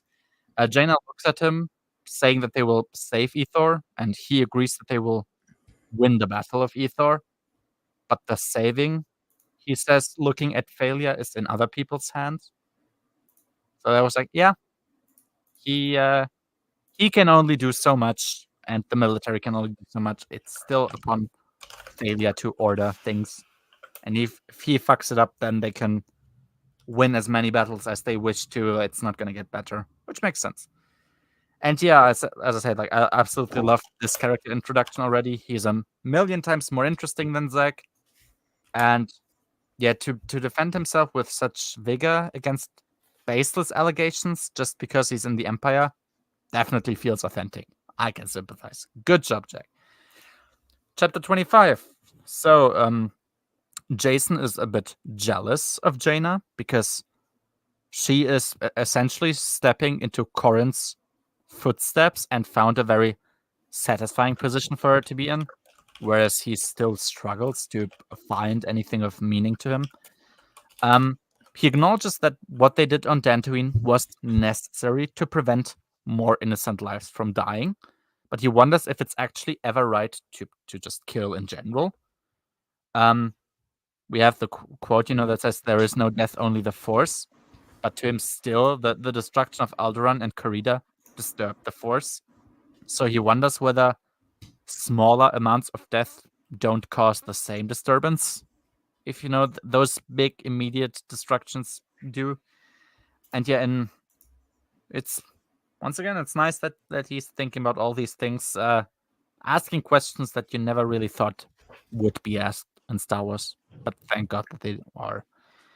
And yeah, in order to be allowed to go to the Mother Jungle on Ethor, each of them will have to share, like with the group, essentially what they leave behind to not be constricted, like someone on a pilgrimage would do. Yeah, and I love how Relil Taron, Tavron, the Thorian, he tells a skeptic Worth that he can leave if he feels bored, and that before saving Ethor, he needs to save himself, which is kind of funny because they are like, Worth doesn't really care about what's being said there, and he's like, yeah, if you're bored, fuck off, like, save yourself, I guess. Luke says that he leaves his responsibility and he entrusts it to the others who wished to share it with him after he felt very desperate from the burden placed on him, which makes sense. Like, the thing that Luke was consistently throughout these books so far is the leader, always having like the big picture, the unity of the Order in mind. Anakin leaves his self-assurance to be open to search for solutions and not just think he's immediately correct. Nice, yeah, it fits his arc really perfectly so far. Dashara Kor leaves her hate for the Vong, since they are slavers, and her mom was a slave, which is the reason she initially hated them so much. And yeah, she had a talk with Luke previously, and it seemed to fix this. So that was kind of nice, I guess. I did wonder, like, does it possibly have? I don't. He would know, I guess, in timeline order that Anakin was a slave. So I was like, could he maybe talk to her about that? But maybe not. Maybe it was just Luke being Luke, and that was fine too. Corran leaves his fear of failure that he always had in front of his dad. That he always hid in front of his dad, in front of Mirex and his kids and all the others, basically. Like, he was very confident always, but of course within him he had doubts, and he's trying to leave them behind now, which is really very good. Octaramis leaves her sadness for Miko behind, since that sadness made her blind. And Jason leaves the need to know his future behind, since it hinders him so much, and it prevents him from focusing on the present where he is actually needed. I feel like there's like some sort of theme. You think so? Seeping its way here. Yeah, I don't know. Yeah.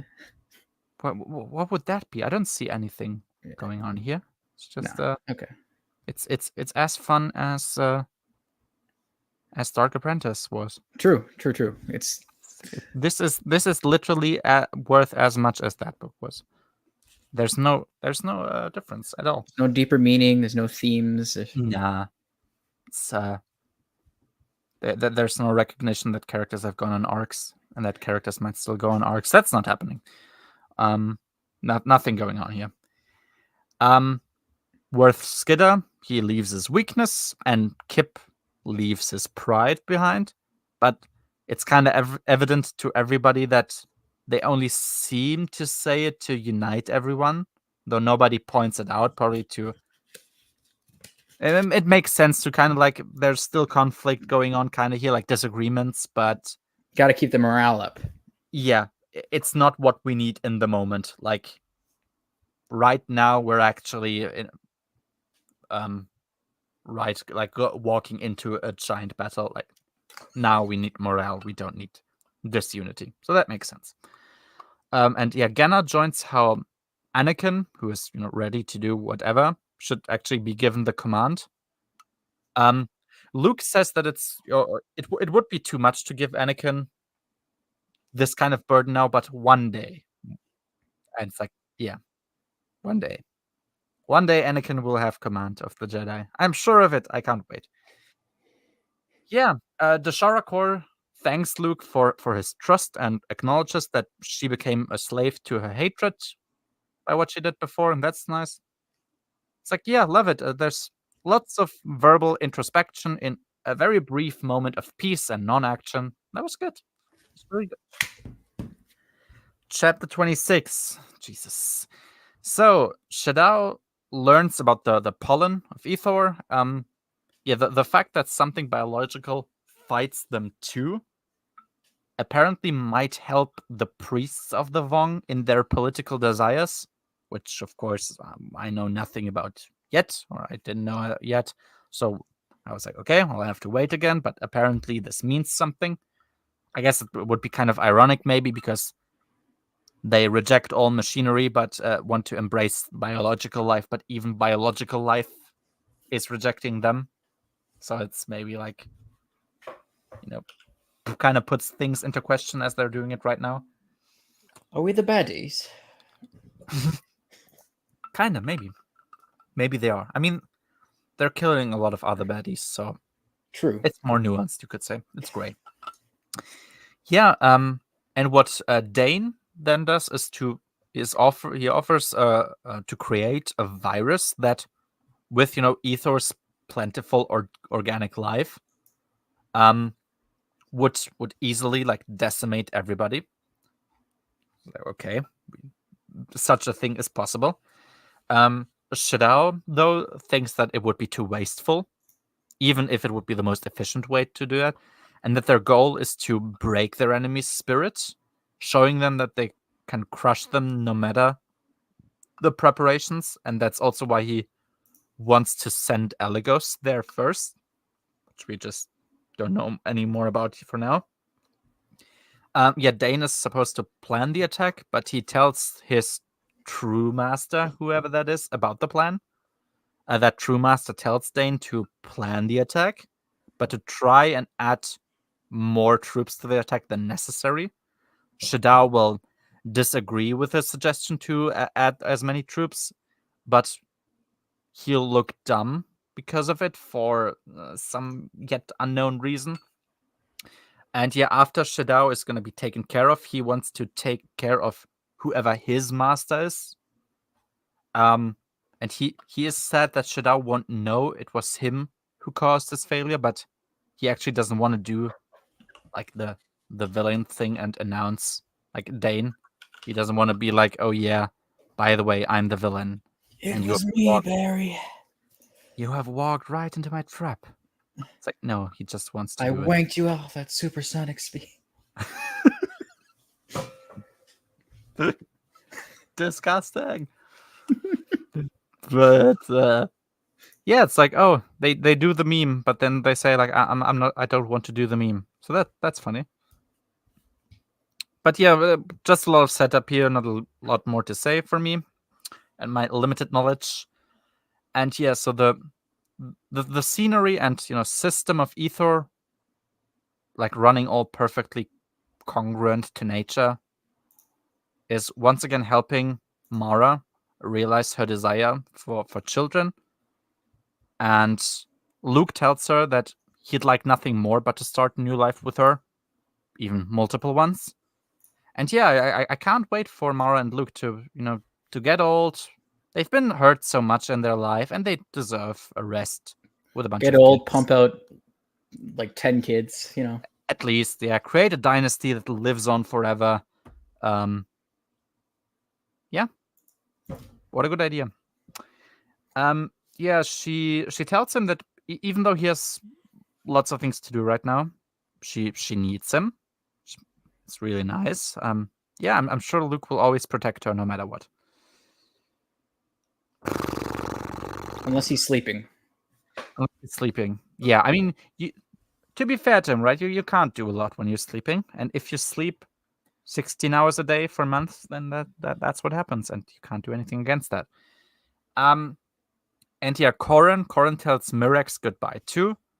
He is convincing her to not return after she helped evacuate the Ithorians, and also their plans to Borlea. I don't know how do you pronounce the planet Borleas? Borleas? I don't know.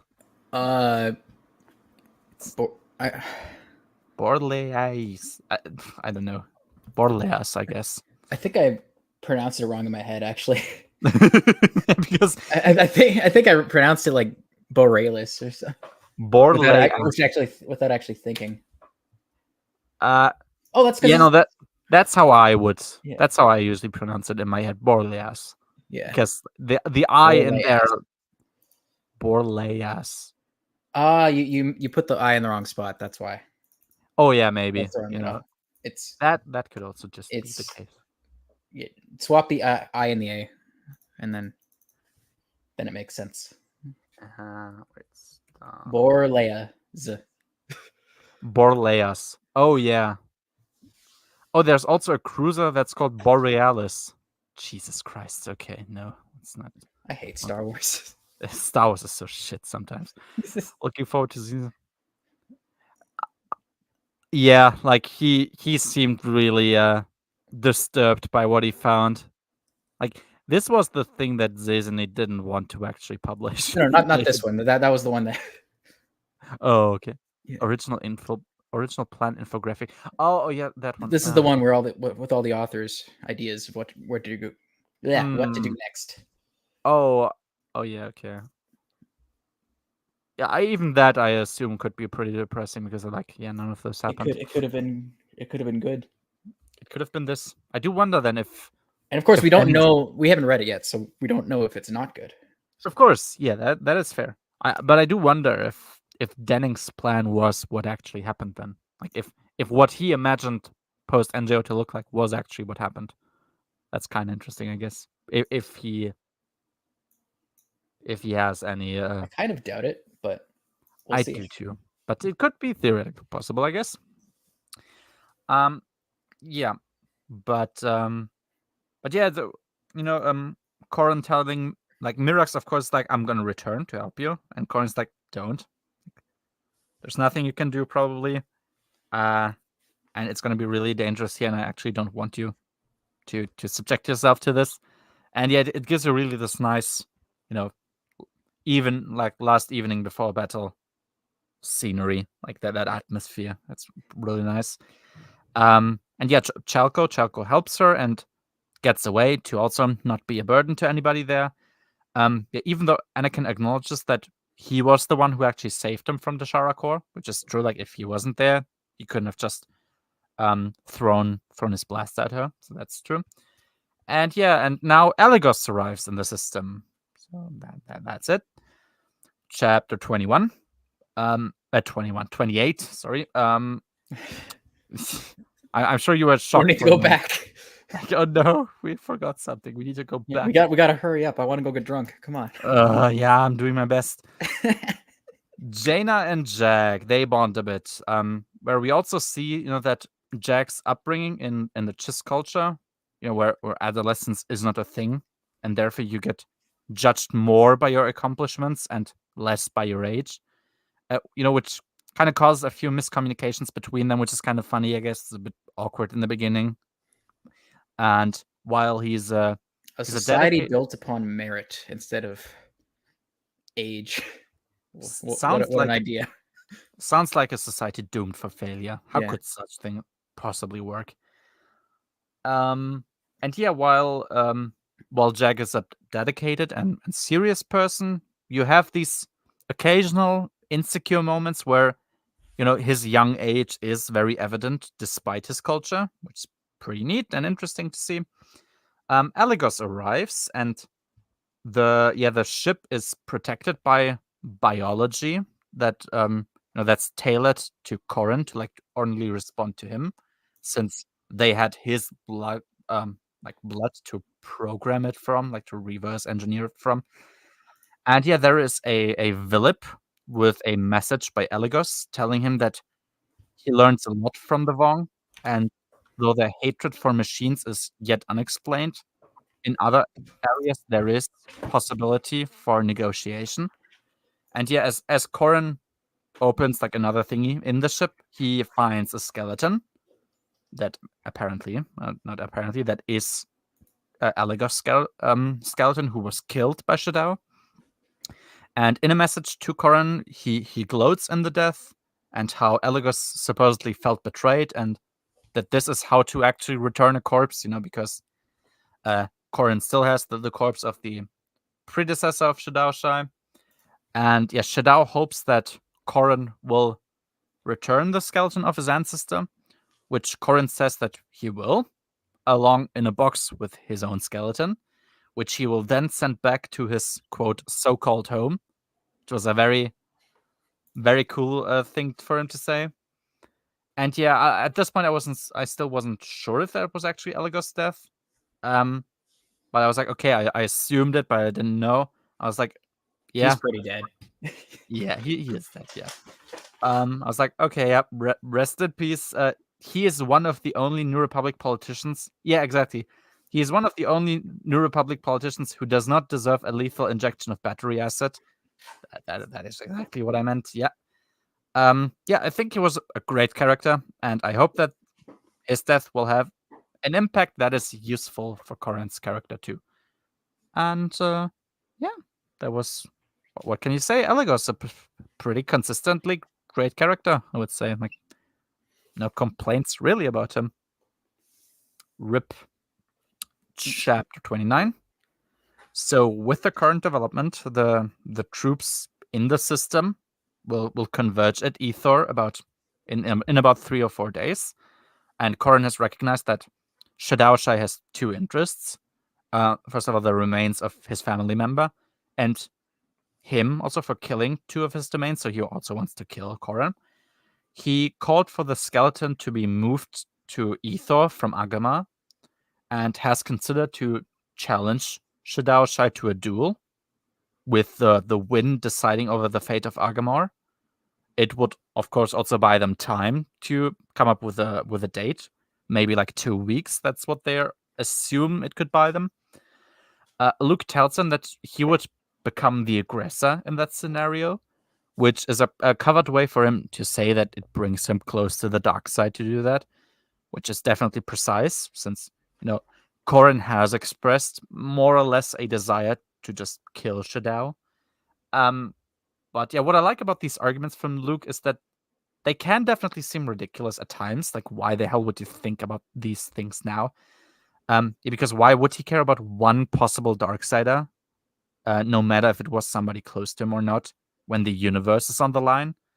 But the fact that, such a Darksider, as he explained in Onslaught, would just bring the galaxy to ruin himself, definitely if it was the entire Order becoming like that, is very central here, because it's essentially an argument about, short-term win, but with mid to long-term losses here. Like, is it worth it to win now if we're gonna doom the galaxy ourselves anyway by doing these kinds of things? And it's, again, both sides are reasonable here. Of course, it makes sense to just kill everybody from their perspective. Why wouldn't you? They're the invaders. But it also makes sense for Luke to, once again, doing what a leader does. He doesn't only think about the next step. That's actually what his position is, other than, let's say, somebody like Jason necessarily would have. He also has to think about long-term implications. Like, we can do this now, but what is this going to mean in the future? And that's pretty important. And yeah, both Crefe and Pelion are not fully in love with Corrin's idea, thinking that it could inspire similar solo actions amongst their ranks. But they see the reality of the situation and that it can buy them valuable time, which, yeah, of course, also makes sense. Luke points out to Corrin that, this can actually support Kip's argument, and he does consider just forbidding Corrin from doing so, but he ultimately senses Corrin's composure while speaking about it, and tells him that he trusts his judgment and that he will do the right thing. And yep, nuance. Well, Corrin has to actually think about his own side and maybe go more on the Kip side this one time. Exactly. Yeah. Maybe this one time there is a call for that kind of action. Maybe there isn't. And Luke's like, your move. I trust you. I trust that you will judge correctly and that you will do the right thing if the moment presents itself. He's like, the control is in your hands now. So yeah, and yeah, it's very interesting here. Considering we're slowly getting into the end phase of the book and duology in general, I wondered at this point, like, how does all of this get resolved? Chapter 30. Yes, so Jason is understandably not in favor of Corrin's plan either. And Corrin once again seems composed about it, recognizing that Alagos would feel like he burdened him with killing if he did it in his name, which isn't what either of them wants. And yeah, Corrin says it's more about the responsibility of his actions leading to being a target of Shadow. And if he's not the one to take care of this, Ganna or Jason might have to do it in the future, like in his stead, which sounds sensible and correct too. Borsk tries to get Crefe to assume control again because it's a New Republic world and should be defended by the New Republic. And Pelion tells him in unison with Crefe that the moment the Empire loses command, all Imperial troops will retreat to Bastion again, and essentially the New Republic can look what they're going to do. I mean, both of them, of course, know that Borsk has to give in at that moment, so that was pretty nice. And Borsk also tries to get Crefe arrested for insubordination, and he orders the soldiers to arrest him, and literally nobody reacts and nobody tries to arrest him, which was like a hilarious scene. It's like, yeah, Borsk, you have control lots of things, but also you're also becoming old at this point, and people are seeing through your antics, and they're tired of it. So it's not going to work every time. It might still work a lot of times, but not this time around. I see the lies of. I see through the lies of. Damn it! I fucked up the joke. You were almost there, very close. I'm tired. Okay. I understand. I'm technically working on the side. Very, very respectable of you. Chapter 31. So, wait. Yeah. So we have a clear progress in the battles here, where the Vong have learned that the New Republic uses the low interval fire, and they assume they would let their cruisers and Imperial Star Destroyers do the same, so they're kind of prepared for that. And we see Gavin get hit by something, which lets him feel like he and his machine are one. It's kind of interesting, I guess. He tries to hit one of the troop transporters of the Vong, which they call crates, with a pre-detonating torpedo. And the Vong learned about that too and create their gravitational anomalies far earlier. But because they fought in the atmosphere, the momentum of the torpedo forces they are now fighting in the atmosphere. So the momentum of the torpedo forces the air to move along too, and the heat from the explosion creates a vacuum that gets filled by air immediately afterwards, and that refilling of air creates turbulences that throws the enemy ships around a bit, which is I'm not sure if that's how it works physically, actually, or chemically or whatever, but it sounds like a really interesting thing to speak about. Okay, it's these little micro and macro things that have such a profound impact on the battle, and yeah, that's very cool. I mean, Stacky writes battles pretty neatly, so that's something. And yeah, that thing I wrote down with Gavin getting hit by something, which lets him feel like he and his machine are one. I don't think we get a resolution to that. Maybe I also misunderstood something, or we're gonna get something about that in the future. I don't know, but that's just what I saw here. Chapter 32. While the data block that Anakin uses has no direct use in battle, he still decides to take it with him because while it's not alive in any way, he doesn't want to give it up to the Vong either. That's where he says I'm not going to leave this behind for them, even if it's just a stupid tablet. Essentially, it's that's actually sweet, and it could prove to be useful in theory. It sounds like something that he's gonna appreciate later on. We have a moment where Dashara Kor thanks Anakin for being the one who brought her back onto the correct path, which was a nice scene. And yeah, as they fight a Vong, and she gets bitten by an amphistaff, he briefly thinks about the ways that he could kill the Vong to show him how strong of a Jedi he is. So he's briefly getting pretty dark there. But instead he uses the Force to raise her lightsaber and prevent her from being killed, which is very nice. And once again, it seems like he actually has learned lessons and is now applying them in action. So that's cool. And yeah, Crefe seems to have a plan on how to beat the bigger Vong ships, which is to just increase the intensity of the shots again and just sacrifice speed. So I was like, okay, we'll see how that works. Because of course, the more Dovin basalts get used for shields, the less are going to get used for acceleration. And yes, Shadao is roaming around on Ethor, and he gets the clear sense that while he is not hated on this planet, he definitely feels not welcome. And here, he said, I think he thought it to himself, like, it's the first time during the invasion that he actually feels like an intruder, like, because this very organic biological place, like that's full of life, is rejecting him. And that's just, I guess, a nice thing to think about. And maybe it's like a first, a first, I don't know, mention of Vong possibly not being in favor of this, like feeling like there are intruders. I guess it's interesting that the first one, in theory, to express any kind of thought related to that is somebody like Shadao Shai.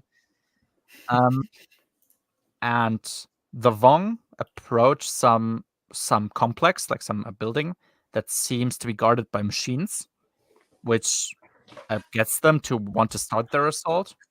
So I was like, okay, that sounds like a deliberate bait. So I was like, we'll see how that turns out. Chapter 33. Yeah, so indeed, the building full of turrets and droids was a trap. Shadar realizes that the enemy knew that the sight of machines would bring the Vong into a frenzy and bait them. And one of the computers is hooked up to detonators beneath the ground.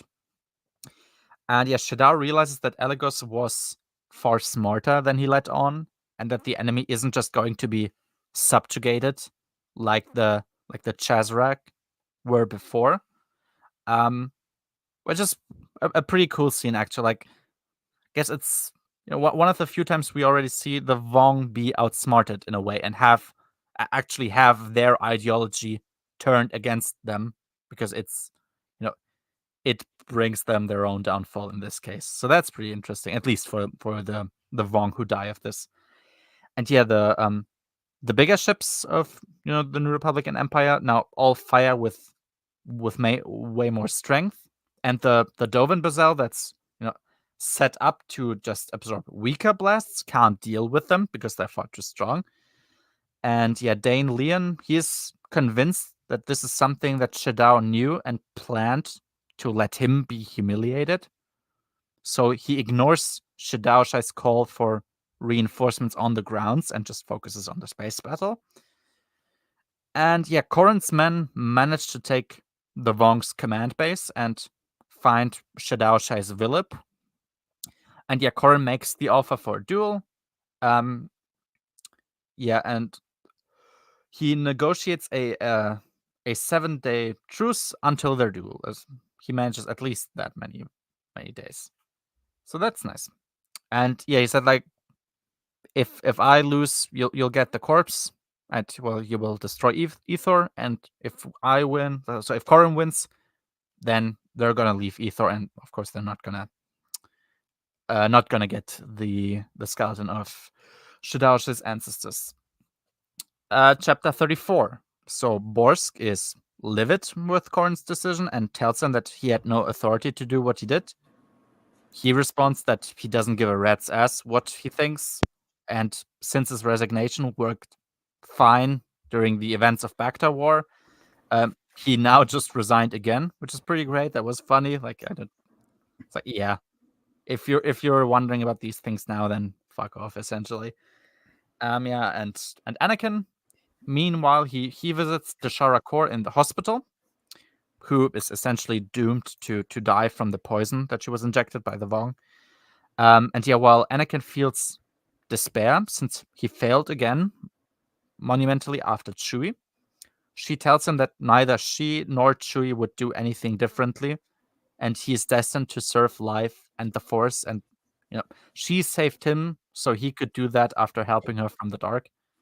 And then she becomes one with the Force herself. That was a very neat ending for a pretty minor character, but being like, yeah, we know what we are doing when we choose to throw ourselves into these kinds of situations, and don't feel bad. Like, we save you, so you get to fight another day, and you should honor that. And that's pretty nice. Yeah. Exactly. And yeah, I feel like also this was something that Anakin needed, that he had the possibility to hear the last words of the dead that he feels responsible for. And maybe I was like, maybe her words are gonna help him heal a bit. Chapter 35. Yeah, so Corran and Shadao, they have their duel. What helps Corran in this fight is like trash talking Shadao essentially, and it gets him really riled up and makes him put much more force into his hits than he did previously. And as he is about to kill Corran with by hitting his lightsaber hard enough that Corran just can't repel the force and kills himself with his own lightsaber, he unexpectedly deactivates it. So set up in the beginning, and now payoff. We have Corran develop a new kind of technique, and now he gets to utilize it. He deactivates his lightsaber. Shadao's amphi staff gets embedded into the ground, and then Corran kills him. And yeah, Dane, of course, now that the duel is over, Dane does not need the corpse of Shadao Shai's ancestor, and says, or also of Shadao Shai himself. Like, Corran actually wants to offer it, but he's like, nah, I don't need it. It belongs to you. Because now that, Shadao was killed by Corran, he's not a Vong anymore, to him at least. And yeah, as a sign that the Vong are not invincible, he being Corran, wants to take Shadao's mask with him, which is very interesting, like as a memento. And yeah, I wonder what that is, like the fact that a Vong was killed by a non-Vong and that makes him not a Vong anymore. That is something that's going to get expanded upon. It sounds interesting, at least.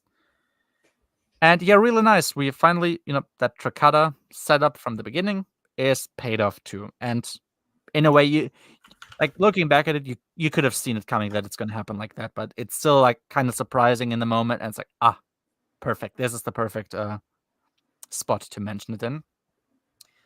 Chapter 36. Yeah, so now we finally see what the titular Dark Tide actually is.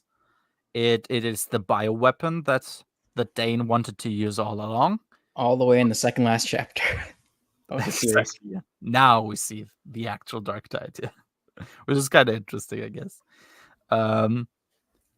So it is some kind of toxic rain that turns everything on Ethor, including Shadao Shai's corpse, into like disgusting black goo.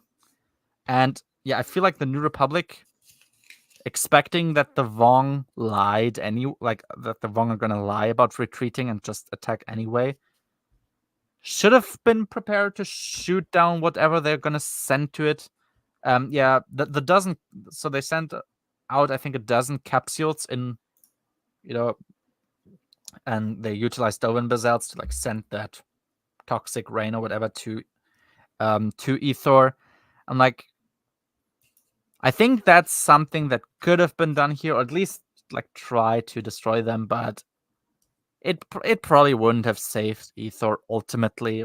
I was like, maybe that one moment I think should have been done a bit differently here. Maybe, have the New Republic lick their wounds for a moment, not be prepared or something. I don't know. Maybe that was it too. And yeah, and we now see the name of the guy that is Dane's actual master that he talked to before, a guy called Savong La. And yeah, as he is about to retreat to Dubrillion, we see one of Crefe's, I call it Jokers. Why did I call it? Is that a misspelling? It could just be a auto correct. Yeah, maybe. Oh yeah, so no, wait, Joker like the Joker card, of course, yeah. So here's like ultimate Joker card. Yeah, so since skips have decreased mobility when using its own Dovan basalts to protect itself, Pelion and Crefe wondered whether it works the opposite way, kind of maybe for bigger ships. And what he did was he got an interdictor ship from Agamor he got that one to hide behind a moon of Ethor. And the moment Dane tries to escape, they use the interdictor to the technology, which causes the ships to then crash towards Ethor. And yes, since his ship immediately tries to use all Dovin basalts to cling to the moons and the sun of Ethor, it gets shot down by the defenders and it crashes into the planet, which is then going up in flames and incinerating everything. So that was kind of a interesting way, I guess. I'm not like, that was kind of hard for me to imagine like what exactly happened here, but you kind of seem to get the gist of it. Okay, the Dovin basalts are trying to save itself, but they're kind of abusing that, like the way that they work, so that they get pulled onto the planet Ether itself, and then they get destroyed there. And yeah, in the last moments of Dane, he says that he closes himself off to the pain because it would mean, experiencing the pain would mean realizing that Shadao showed him the true path, and he doesn't want that to be true. So in the last moment, he, I guess, even rejects the entire Wong philosophy as a whole. Rip Bozo. Rip Bozo. Rest in piss, you won't be missed. Exactly, yeah. So exactly, yeah.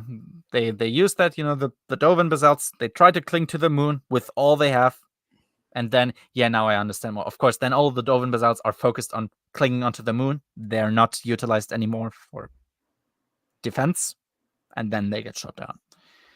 Yeah, and that this I like that this guy didn't get away with it.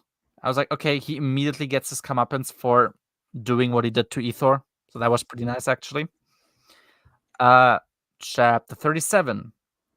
Yeah, Pelion does say the weapon use couldn't have been stopped, like the use of the bioweapon. So I was like, okay, at least Stackpole recognized that, maybe they should have done that, but okay, it wasn't possible anyway. So, problem recognized and addressed. That's always good. Pelion and Crefe, they briefly exchange, respectful pleasantries about their work together. It's like, yeah, great. Two actually great characters are cooperating here and doing something nice. And now by the public, Corrin is actually hailed as the guy who destroyed Ethor, while Borsk tries to kind of present himself as a hero and also pull Crefe onto his side. And I was like, the more I realize Coruscant is full of idiots, the more I can't wait for the rest of the series. I'm just gonna leave it there. And Jaina.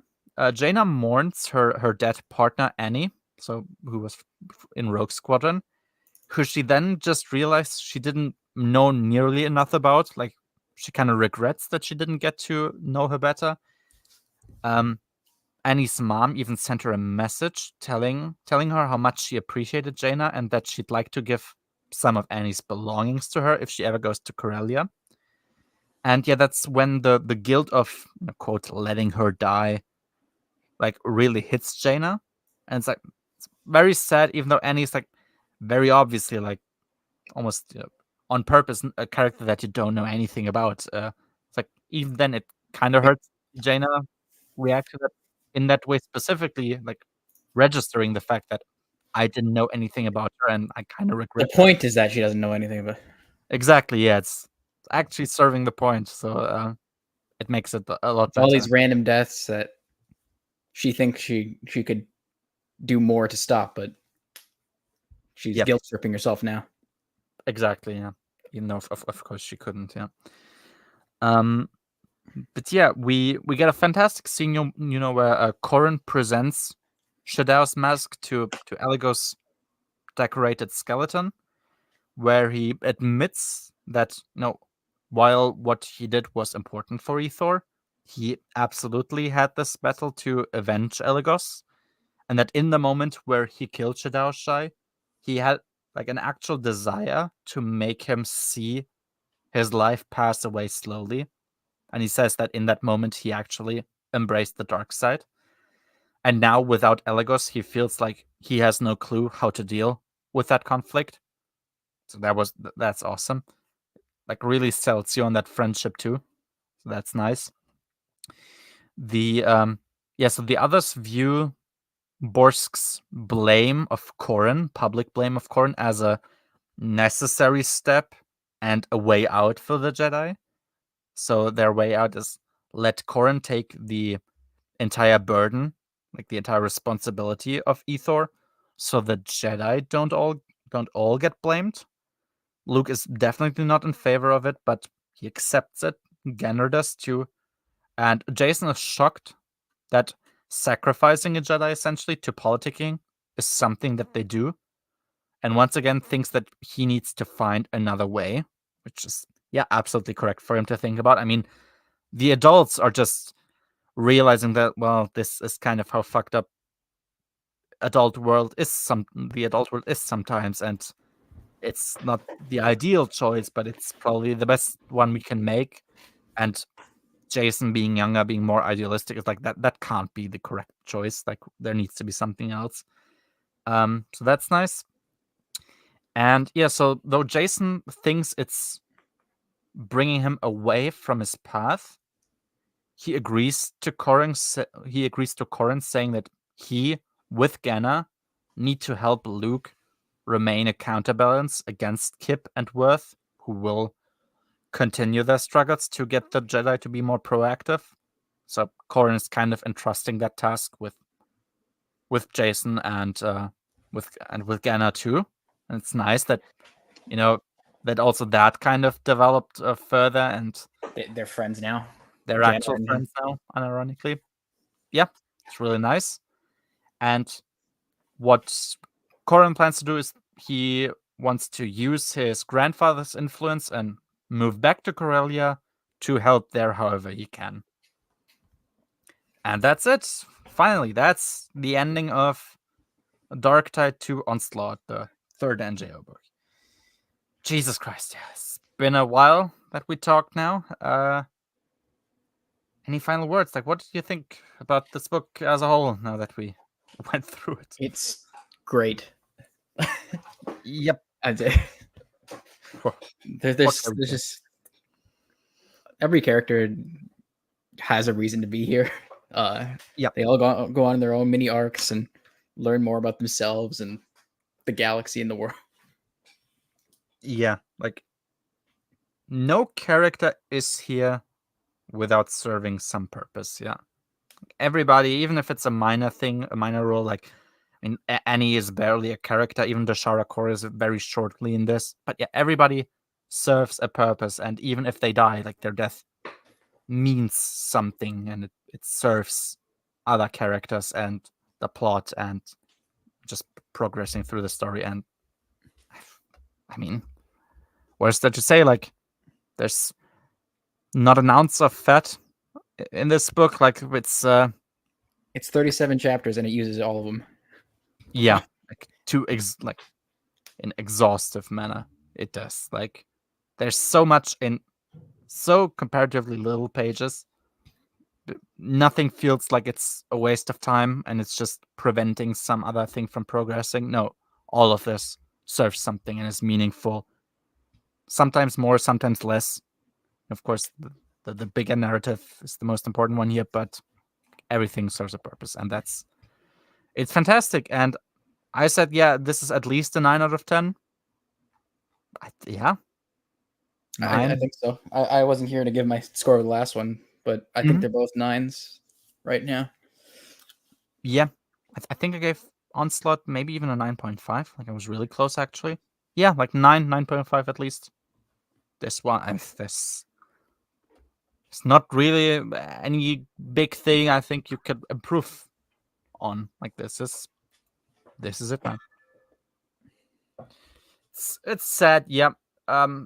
Especially I never get tired of pointing this out, that he was kind of typecast, I guess, to be an X-Wing writer, and what he actually shines in is writing Jedi and the Force. Like, he's good also in writing dogfights, but when he writes about more Jedi, to it. Yeah, there's far more to it. When you saw that in iJedi, it's like, damn, there's a lot of depth to this that you wouldn't necessarily expect from somebody like him. Because I guess if you think about Stackpole, the first thing you vaguely think about are X-Wings, I guess. But yeah, this is this is his magnum opus in Star Wars, at least, and was apparently burnt by this experience. You mean like burnt out, or like burnt as in actually somebody insulted? Kind of the latter, but like it's more he didn't want other people influencing his work, kind of, and that's why he got pissy and got rid of turned his trilogy into a duology. But like, I think it's perfectly fine. Yeah, I mean, I don't feel like a third book could have been great. I don't it feel could like have, it definitely could have. Yep. And I guess after living through the Bantam era, yeah, maybe that's what he doesn't want. Fair enough, you know. He made his contribution to the team project, and I don't think anybody complains. As we know, he would have come back. Like he helped pitch what is it, Triple Cross? Okay. Yeah. Was it the 3-generation Horn family thing? Yeah. That would have been great, I think. Was it supposed to be Thrawn, Alston, and Thrawn? Fucking I always think so. Yeah. I hate that he has a similar, like, it sounds kind of similar to his actual name. It always mix them up. Zahn, Alston, Stacky. They were supposed to write that, right? Yep. I don't think it ever like made it anywhere, but it was definitely pitched, and there was interest. I think that would have been really great, actually. Like Stacky writing for Corran. I guess Alston probably would have written for Valen, and Zahn for the dad. I actually don't remember his name anymore. Yeah, I'm actually not sure. But yeah, I mean, I can understand. Like, I can imagine writing for this series would be exhausting. Yeah, you got to get every note checked by like 15 other people at least, and they're all. Yeah, this is before the like very early internet, so everything's slow. Having other people tell you how to work can be pretty annoying. I get it.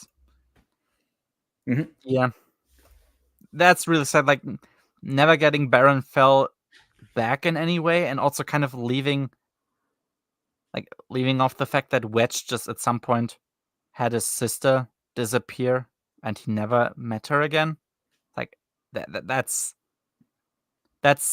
unexpectedly bleak in comparison to what other stuff happened. They do what they can in this series, but I think they definitely should have done more afterwards. Definitely, yeah. Like Wedge and Cial need to have like an actual like heart to heart. Like they need to talk a lot, and that could have been a post NJO thing actually, when maybe the fragility of the universe makes them realize some things that they need to talk about. But yeah, this was very exhausting, but it was also very fun. Dark Tide Duology was great. The next time, I don't know if it's going to be next week, maybe. We'll see. We're going to speak about Agents of Chaos 1 Heroes Trial, which is also going to be fantastic, because Jesus Christ, what a fantastic second duology following immediately afterwards. Yeah, so that was really fun. If you're still listening, then thank you for your patience, and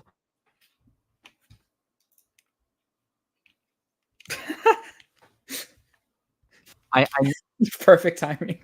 Perfect timing, yeah. Like my computer was like, all right, I'm gonna head out to Jesus Christ. All right, now for real. Bye-bye.